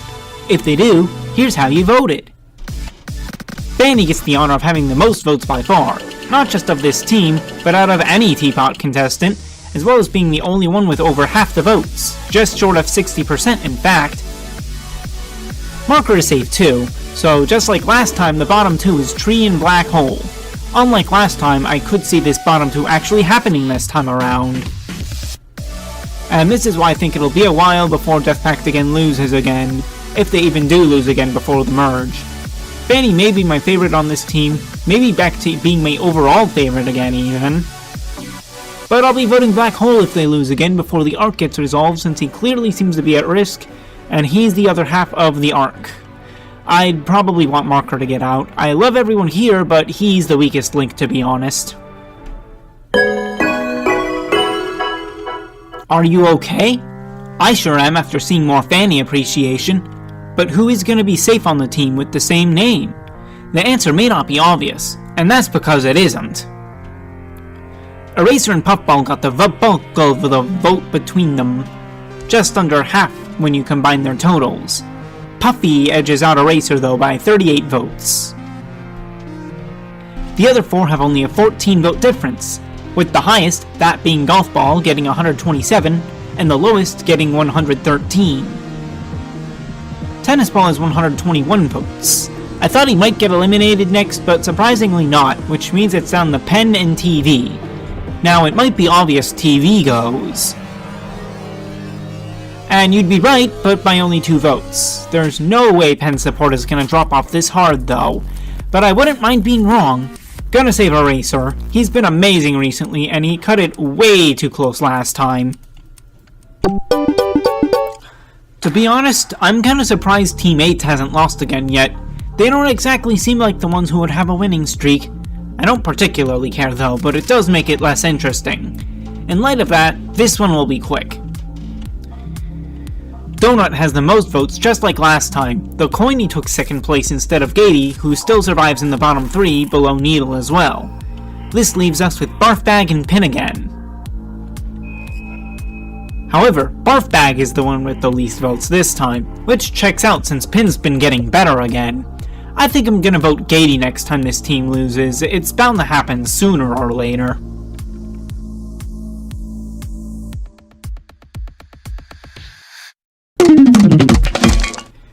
are the odds that both times Just Not loses, the loser gets absolutely buried? In fact, Cake had it even worse than Naily did, but that's besides the point. Just Not comes before the S because, though it wasn't their fault, they damaged the roller coaster more, while the S didn't do further damage to the moon. Or maybe because 2 saw the coaster first? Either interpretation works, really. Just like last time, Pillow has the most votes, though the gap between her and Book grew by a bit since last time. Also, Pillow has exactly double her previous vote total, which means she's twice as likely to commit Omnicide now. Getting back on track now, Book is very close to Nickel in terms of how many votes she has, though both also have over 200 votes. You know who doesn't have over 200 votes? Bommy and Price Tag. Which of them got the least votes, though? Bommy may not have gotten over 200 votes, but at least he got triple digits. Taggy couldn't even muster that much. Since Cake is gone, my vote will probably go to Book. Taking a big leap of faith that Rocky will be out, since it could be Bottle or Icy, but it's not Teapot 5 Death Pact Again levels of close, so I should be fine. What isn't super close is who got the most votes, that being Winner, who got 323 total. Bottle is also safe with 226 votes. That means it's down to Yellowface and Ice Cube. And I don't really think this will come as much of a surprise that Yellowface survives, and he'll probably be the one I save, especially after Teapot 7, though we did vote Bottle in that episode so that Rocky would leave. However, like Death Pact Again, I see this team picking up a winning streak now that Rocky is most likely gone. Still crazy that he'll likely be eliminated in back-to-back episode releases. Teardrop is still very angry. I wonder who that anger is directed at now. Eraser, maybe? She did rain on him pretty hard. Come to think of it, she can merge with the Canalin with Clouds. Does she really need 2's powers? Anyways, the question I asked pertaining to Teardrop was, what would happen if Teardrop gets up for elimination? I gave 4 possible responses along with an other button to submit your own. And that was a massive mistake apparently. That white space is a ton of 1-vote slivers from people giving responses for other, though 69 of the other voters didn't say anything. The most common responses were along the lines of BFDIA's likes and dislikes system but with square brackets. And if she gets more likes than dislikes, she stays, and I presume the other team loses 2 members. As for the other options, she won't lose unless someone rejoins on her team, which was the most popular with 301 votes. Instant elimination got 207, she won't ever lose got 172, and bottom 2 of everyone up for elimination gets out with 93. The winner is convenient because it leads into the rejoiner question. Not rejoining are Foldy with 21 votes, or Eggy with 22 votes. And neither are Rocky and Naily with 25 and 27 respectively. Neither is Clock with 29. It's a good thing they did what they did with him, otherwise his arc with Winner would never see resolution. Clearing Cake from the field, as he has 30 votes, leaves us with only half of the possible rejoiners left. Saw and Pie are next to fall with 32 and 34 votes respectively. After this we see a huge jump, but first comes a smaller jump. Cloudy isn't coming back with 65 votes. All 3 out of Remote, Fries, and Lightning got over 200 votes, coincidentally getting out in back-to-back-to-back episodes. Remote got first place though, as she got 241 votes, meaning she's who my viewers would want back the most. The real battle is for second place. That's right, I revised my prediction, and now believe there will be a double rejoin. A mere 2 votes separate Fries and Lightning though. And with 207 votes to Fries' 205, Lightning gets to go along with Remote back into the game. Next, it's the exits, now with one less member. Yeah, I think it's a safe assumption that Robotty won't be eligible to rejoin after the events of Teapot 7. Man, that episode changed a lot, didn't it?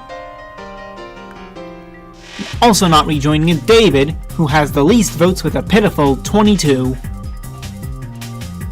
Match and Fiery Jr. 2, with 34 and 35 votes respectively, do not come back into Teapot.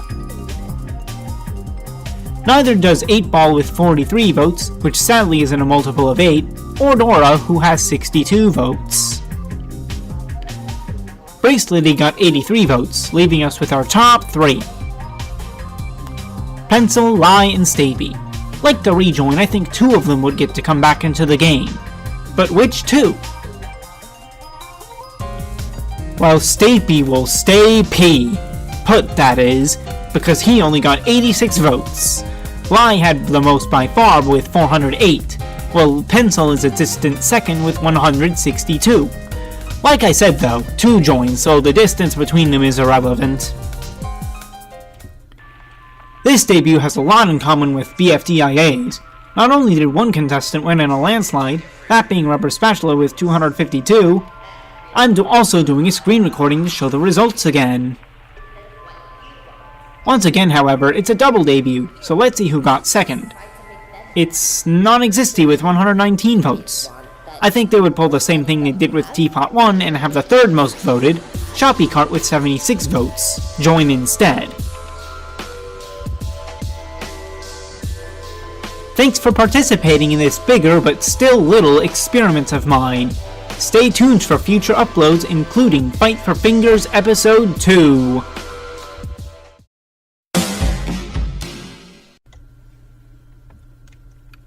One day during the summer, when I was eating out for lunch, a thought popped into my mind. Then I started wondering more about it. You see, we all know that Fiery's the one who ended up winning BFDI. But what if he hadn't? What if it was Leafy? From there, I came up with a few more alternate scenarios, which then evolved into this video. If you enjoy this video, make sure to subscribe with notifications on, as it would be much appreciated. Now, let's dive in. What if Leafy had won Dream Island? For argument's sake, we'll just pretend that the voting was switched and that Leafy got 406 votes, while Fiery got 236. The initial ramifications would be that Leafy would almost certainly let everybody in, given that she didn't really have any enemies, at least from her point of view. And yes, that includes Fiery, because despite her later actions, I don't see her holding the lava fall against him like he held disliking the Ferris wheel against her, as she wouldn't snap in this timeline. If everyone gets to come into Dream Island, that means nobody steals it.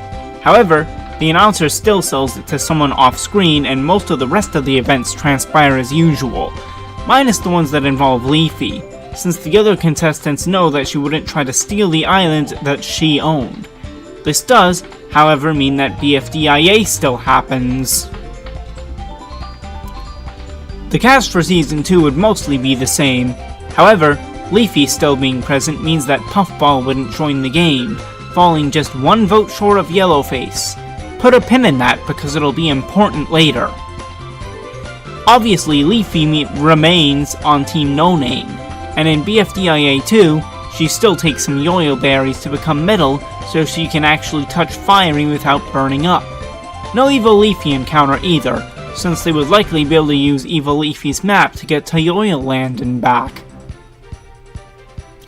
Leafy would win the prize for BFDIA 3, I think, meaning that the host is now Leafy Speaker Box instead of Puffball Speaker Box.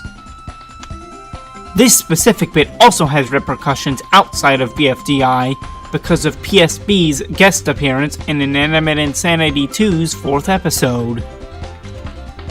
Now we move on to BFDIA 5. When you think about it, Leafy not being present may have caused a lot of the lengthiness of this episode. Without her, there may be no Leafy. In fact, BFDIA 5 may not have had multiple parts at all.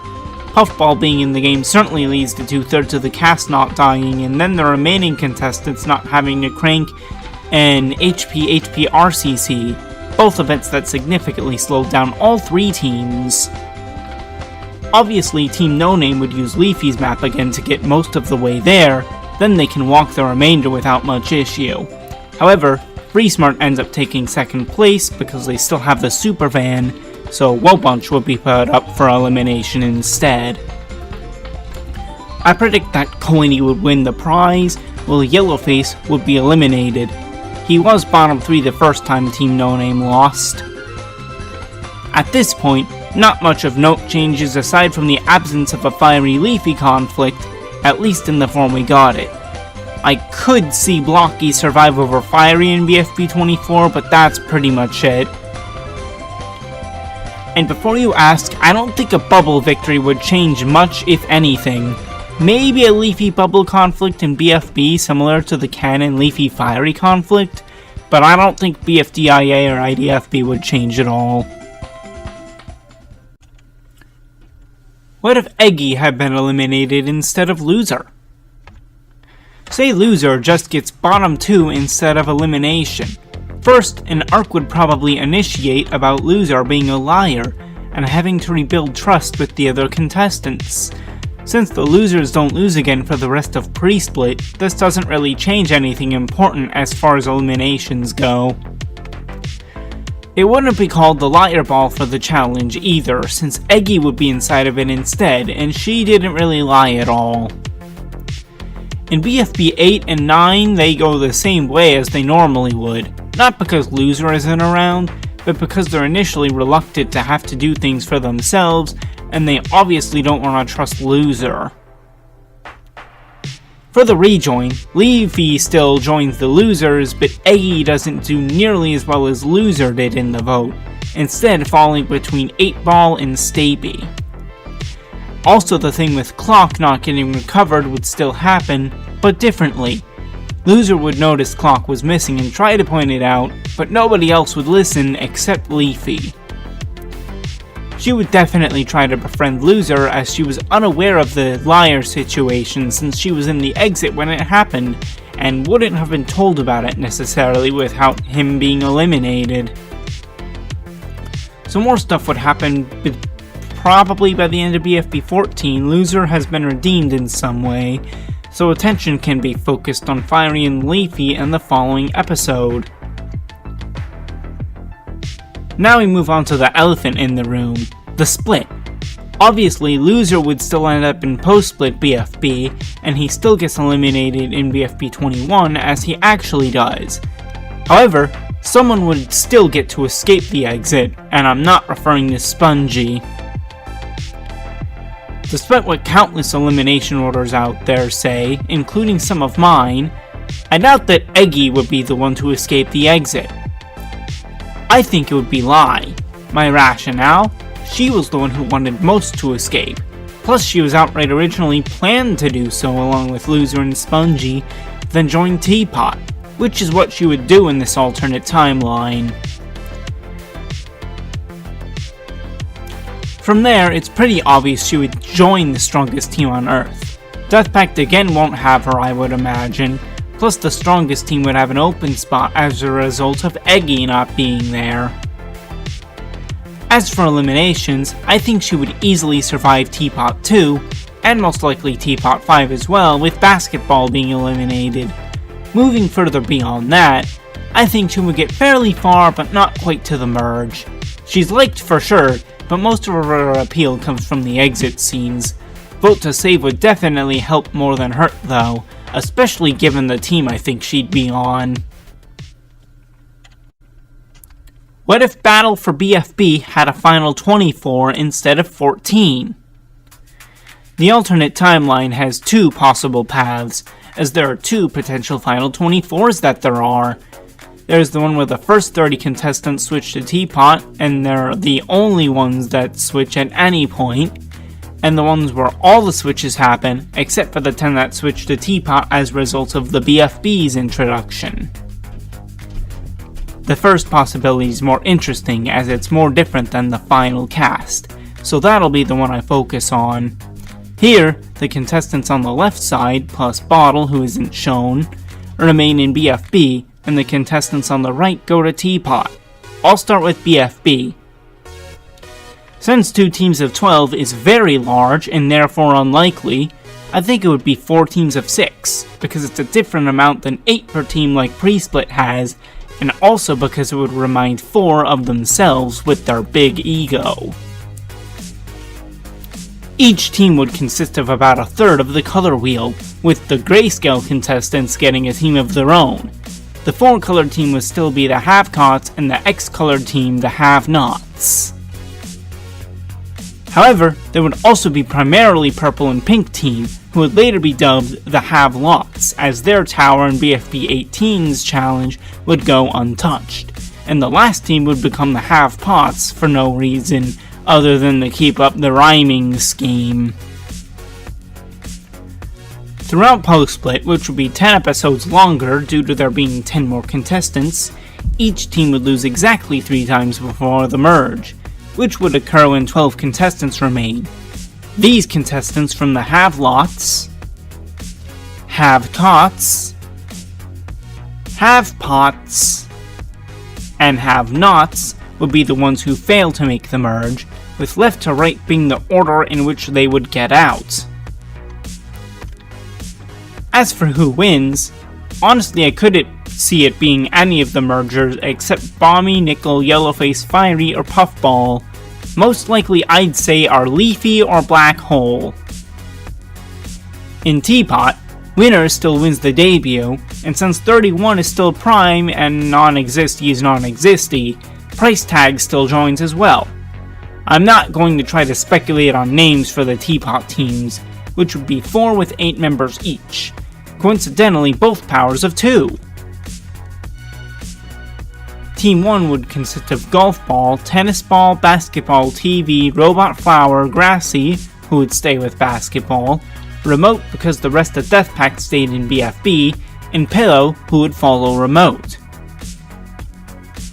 Team 2 would have Blocky, Pen, Eraser, Snowball, Coiny, Pin, Needle, and Lightning, I guess? Team 3 would be Book, Teardrop, Taco, Barf Bag, Balloony, Woody, Winner, and Gatey. And Team 4 would be the leftovers: Loser, Ice Cube, Price Tag, Bell, Foldy, Eggy, Rocky, and Spongy. That's gonna be it for this more experimental video of mine. If you think these scenarios would go differently, tell me how in the comments. Thank you all for watching.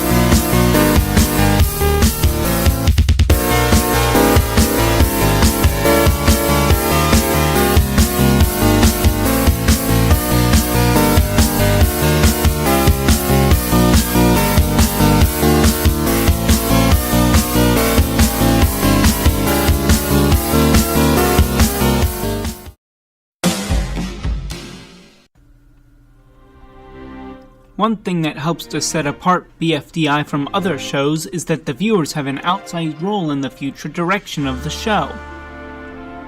Sometimes it's by recommending characters that then get to compete in later seasons, such as Fries, Lightning, or Winner.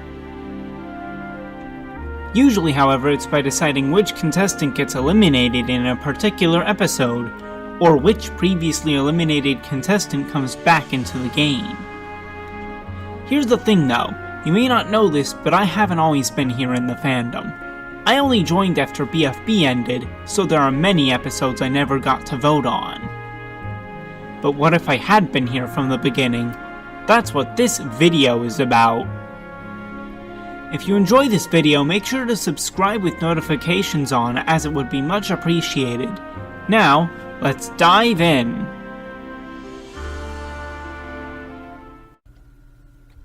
Season 1, BFDI.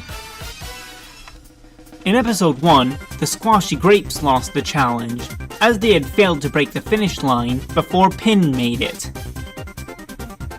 Anyways, I'm going to show who I would have voted and a short explanation why, followed by who ended up getting out instead. My choice would have definitely been Flower, as she's really the only one who did anything worth getting voted out for, and as we all know, she is the one who ended up getting out. BFDI 2 saw Needle and Teardrop fill up their team's bucket while Fiery was unable to do anything, so the Squishy Cherries were put up for elimination. My vote would have gone to Woody, because this early on, and I mean this in the nicest way possible, he's kinda useless. Spongy got eliminated in canon instead though. Interestingly, had I voted, it would have ended up as a tie. Wonder how that would have been handled. For BFDI 3, the Squishy Cherries lose the second time in a row because Pen and Blocky cheated on the test. Blocky ended up losing, but honestly, I probably would have voted Woody again, because at least Blocky tried to win, even if it was by cheating. I wouldn't have caused a tie this time though. After two other challenges in BFDI 4, Snowball ended up breaking the tie and winning the tiebreaker, so the Squishy Cherries lost again. Yes, for the third time in a row, I vote Woody. He finally gets eliminated this time as well, so that's nice. Nobody on either team makes it across the bridges in BFDI 5, so that means another tiebreaker, which Snowball wins for his team again. With Woody gone, I think I would have targeted Pin next, as she was probably the weakest of the bunch left. She did indeed get out here. Nick's elimination was a unique one. One of the 5 groups of 3 had their members put up for elimination, and it was the one consisting of Coiny, Needle, and Ice Cube. Needle was eliminated, and I probably would have voted for her given that after a certain point the slapping would get very old. Nobody got eliminated in BFDI 8, so we can skip to BFDI 9, which is a rejoin. How exciting! What isn't exciting is that my vote would go to Blocky, who ended up rejoining anyways. So, BFDI 10. Snowball was too stubborn to let his team do anything, so took the fall and got them put at risk. By this point, Ice Cube hadn't really done anything new or interesting in a bit, so I think I would have voted for her to get out. Too bad it had to be Teardrop though, not that she was much better about this in Season 1. BFDI 11. Finally, another one where my vote may have changed things. In this one, the recently formed Another Name has their first loss due to failing a tiebreaker. If I had somehow known ahead of time, I would have strategically voted for Coiny, so he would tie with Golf Ball. Then hopefully Golf Ball wins the tiebreaker. I mean, there's no way the Squashy Grapes choose Rocky over Coiny, right? Assuming I don't know, though, I'd just vote Rocky directly. Tragically or not, Another Name loses for the second time in a row because Coiny somehow thinks the nail won't pass right through the balloon for the ball of nails, and hit his own. Because of this stupidity on his part, Coiny is who I would vote since he caused them to lose. Apparently, just under half of the voters agreed, so he did get out. Now, we reach the merge. In the merge, the four with the least votes get put at risk, and then whoever gets the most votes still leaves the game. Rocky is who I would have voted. It's a pretty easy choice in my opinion. Sadly, it ended up being Snowball. BFDI 14 is the same story. Rocky at risk? He gets my vote. However, match fell to him instead. No Rocky this time, but in BFDI 15, there is Ice Cube who I can vote for, and I would. Though she had been starting to rack up votes, it still wasn't close. Liking this two-tone aesthetic going on with these voting icons. You know the drill though, I'm voting Rocky. Once again, he manages to escape and force Penn out instead. In this one we see 8 players up for elimination at once, the most since there were still 2 teams, which is a very long time ago. Unfortunately, the elimination is not interesting because I would just vote Rocky for the 4th time in 5 episodes. He can't keep getting away with this! Now is the debut. It may surprise you to hear that my vote would not go to Fanny or Remote, but consider that we would have known very little about them at this time. Most likely I would go for Bommy since he'd already appeared several times in semi-important roles in various episodes. I don't know why, but the voters chose David instead and it wasn't particularly close. In BFDI 19, I think it's safe to say I would have voted for Spongy, not because I particularly dislike him at this point, but because I would prefer Pencil to stay instead, especially with how unfair it was that she was even up for voting. Sadly, it didn't happen. Eliminations like these make me question the viewers' choices. David, who I would have voted myself, was eliminated on the literal first time he was up for elimination, in BFDI 20. BFDI 21 was the final rejoin of Season 1. Flower was the one who won the vote. Not really sure if I would have voted for her or for Pencil, due to the unfair circumstances of her elimination, but definitely one of the two. Rocky lost in BFDI 22, so you know the drill. Thankfully, he finally got eliminated this time with just a 7-vote gap between him and Flower. If I'm being honest, I liked all 3 of Leafy, Bubble, and Spongy at the time I first watched BFDI, but I have to vote one of them, so I would have voted Spongy, and he did end up getting eliminated. For BFDI 24, I would have voted for Fiery. I like Leafy better than him, and it also would have been funny to see Flower make the finale, which she did not. Finally, the finale. As we all know, Fiery was the one who ended up winning, but I would have voted for Leafy to win, I think, because she was my favorite of the 3 at that time. That's a wrap on BFDI.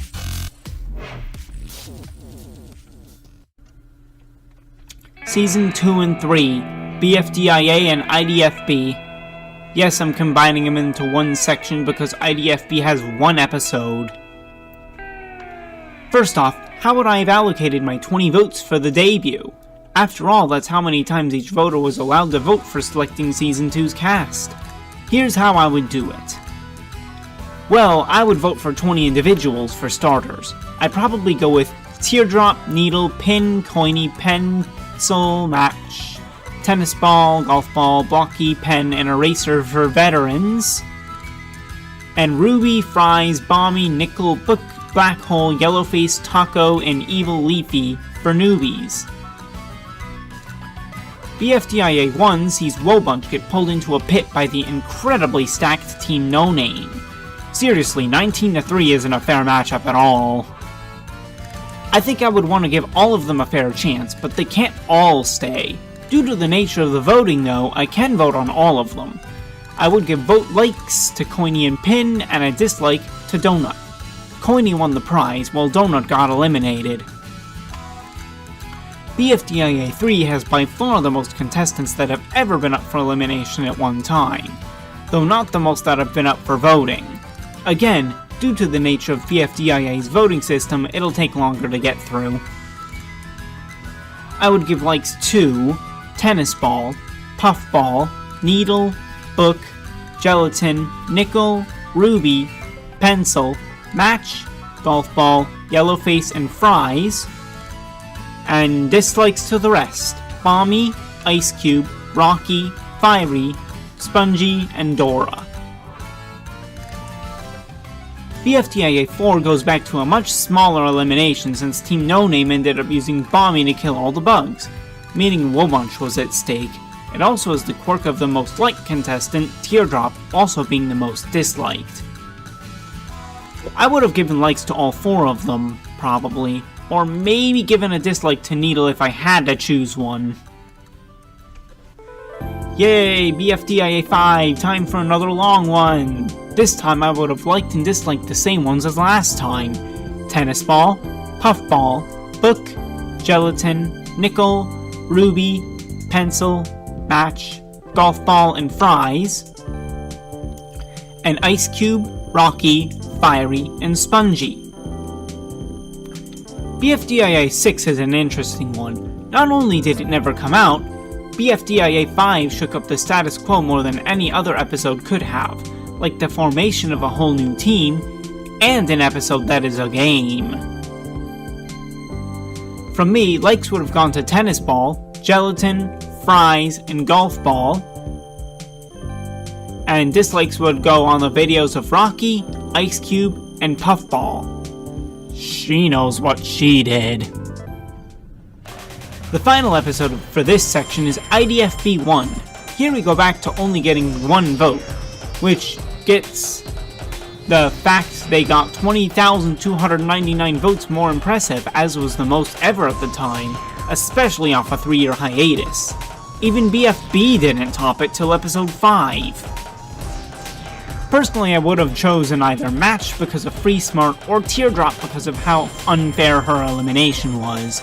If IDFB 2 comes out ever, Match would most likely rejoin, having got the most votes. Now we get to move on to Seasons 4 and 5, BFB plus Teapot 1. BFB has by far the most contestants and teams of any season, but that's not all of that relevant right now.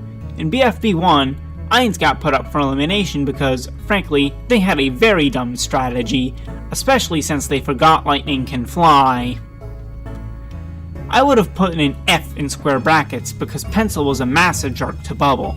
As expected, she was the one to be eliminated. Then there's BFB 2. I would have voted David since he was utterly useless this episode. I suppose Leafy would probably have been like the 3rd best choice in the context of the episode though. Not much to say about BFB 3 to be honest. I guess I would have voted Bracelety because of how annoying her voice can be. Don't hate her regardless though, she's fine. BFB 4 is a pretty obvious one. I would 100% for certain vote for Pie out, since she was completely non-existent in the episode. Lai was robbed, in my opinion. BFB 5 is obvious again. David, though I could be swayed to Roboti since Dave actually helped beat this time. BFB 6 is a hard one. Given the context of the episode, I can probably say I would have voted for Eggy. Honestly, I was surprised to learn Loser would get out instead. BFB 7, probably TV. He doesn't really do much. However, the voters think themselves comedian because 8 Ball got out in the next episode, that being episode 8, instead. For BFB 8, honestly, Stapy kinda deserved it. If it hadn't been for his cheating though, maybe I would have voted for Bell or Marker due to their irrelevance. For BFB 9, definitely David again. He was utterly useless and I already didn't like him anyways. BFB 10 is a rejoin, and I would have most likely voted for Leafy to come back into the game. This is because, despite her behavior in BFB 2, I really wouldn't have wanted her to leave over David. Either her or Lai, I think, I would want to come back. BFB 11 sees Flower fail miserably to reach top of the stairs before everyone else, but it really wasn't her fault. That said, I would have voted for Snowball. As much as I like him, I think Match should have stayed for a little bit longer. In BFB 12, Fiery Jr. was easily the worst out of those up for elimination, so him without a doubt. BFB 13 was where you choose your favorite contestant. By this point, I think I would have considered Remote to be my favorite. BFB 14, 8 names finally gets up for elimination, and I think I would have gone with Ice Cube to be eliminated at the time, and I still feel that way today. Dora was my second choice though, so I'm not too upset about that. BFB 15 sees Team Ice Cube lose again through no fault of their own. However, maybe if Spongy had saved his other teammates, one of them could have dug Naily out or stopped Flower from burying her in the first place. For the debut for Teapot, I would have gone with Winner. They're my favorite of the debuters, simply put. BFB 17 sees the voting style switch from vote to save to vote to save. What? BFB 17 sees the voting style switch from vote to eliminate to vote to save. And who would I have saved? Lollipop, of course. A shame about Balloony, though. BFB 18? Definitely Blocky. He's great. You know who isn't great? Spongy, so I'm glad he got out for real this time. I think we all know the voting war that occurred in BFB 19 between Ruby and Gelatin. However, I would have taken the winning side by placing a B in my comment, simply because I like him better. BFB 20 sees the Have-Nots lose. I think I would have voted for Blocky again in this one, and no tears would be shed for the loser. For BFB 21, the Have-Nots lose for the second time in a row because they gave Woody an absolutely terrible gift. Once again, I would choose Blocky, but Taco was the one who got out by just one vote. In BFB 22, the formation of the Newbie Alliance would lead me to save Lollipop most likely. Bubble got out, and honestly, that's fine by me. The final team elimination was BFB 23, and I would have definitely saved Blocky again. He's easily the best of the remaining members of the Have-Nots. I was very disappointed when Flower lived and he didn't.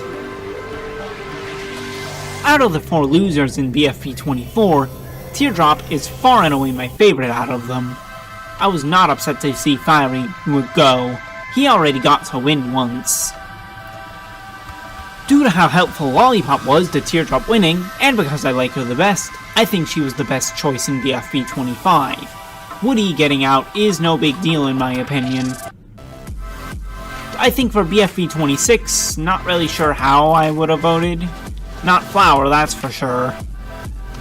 Probably just Lollipop again actually, and I was pretty disappointed that she got out here. For BFB 27, I would definitely have voted for Gelatin, especially after what Leafy did to him. Good thing she got out and Gelatin was first safe. BFB 28 is a tough choice, being the last regular elimination. Really, I'm deciding who should go to the finale between Gelatin and Teardrop, and I would have gone with the former for sure. Similar story for the finale of BFB. I kinda feel like Gelatin should have won despite the events of BFB 29. And here we are at the last episode I never got to vote on. I've gotten to vote on every episode since Teapot 2, so I won't talk about those here. Maybe when Teapot finishes, and at this point I do mean when. I think you all know who I would have voted for. Remote, obviously. When I watched the elimination in Teapot 2, I knew Pi was leaving, but was still nervous. I don't know why. How would you have voted? Alternatively, would you vote differently given the chance to re-vote? Let me know in the comments. Thank you all for watching,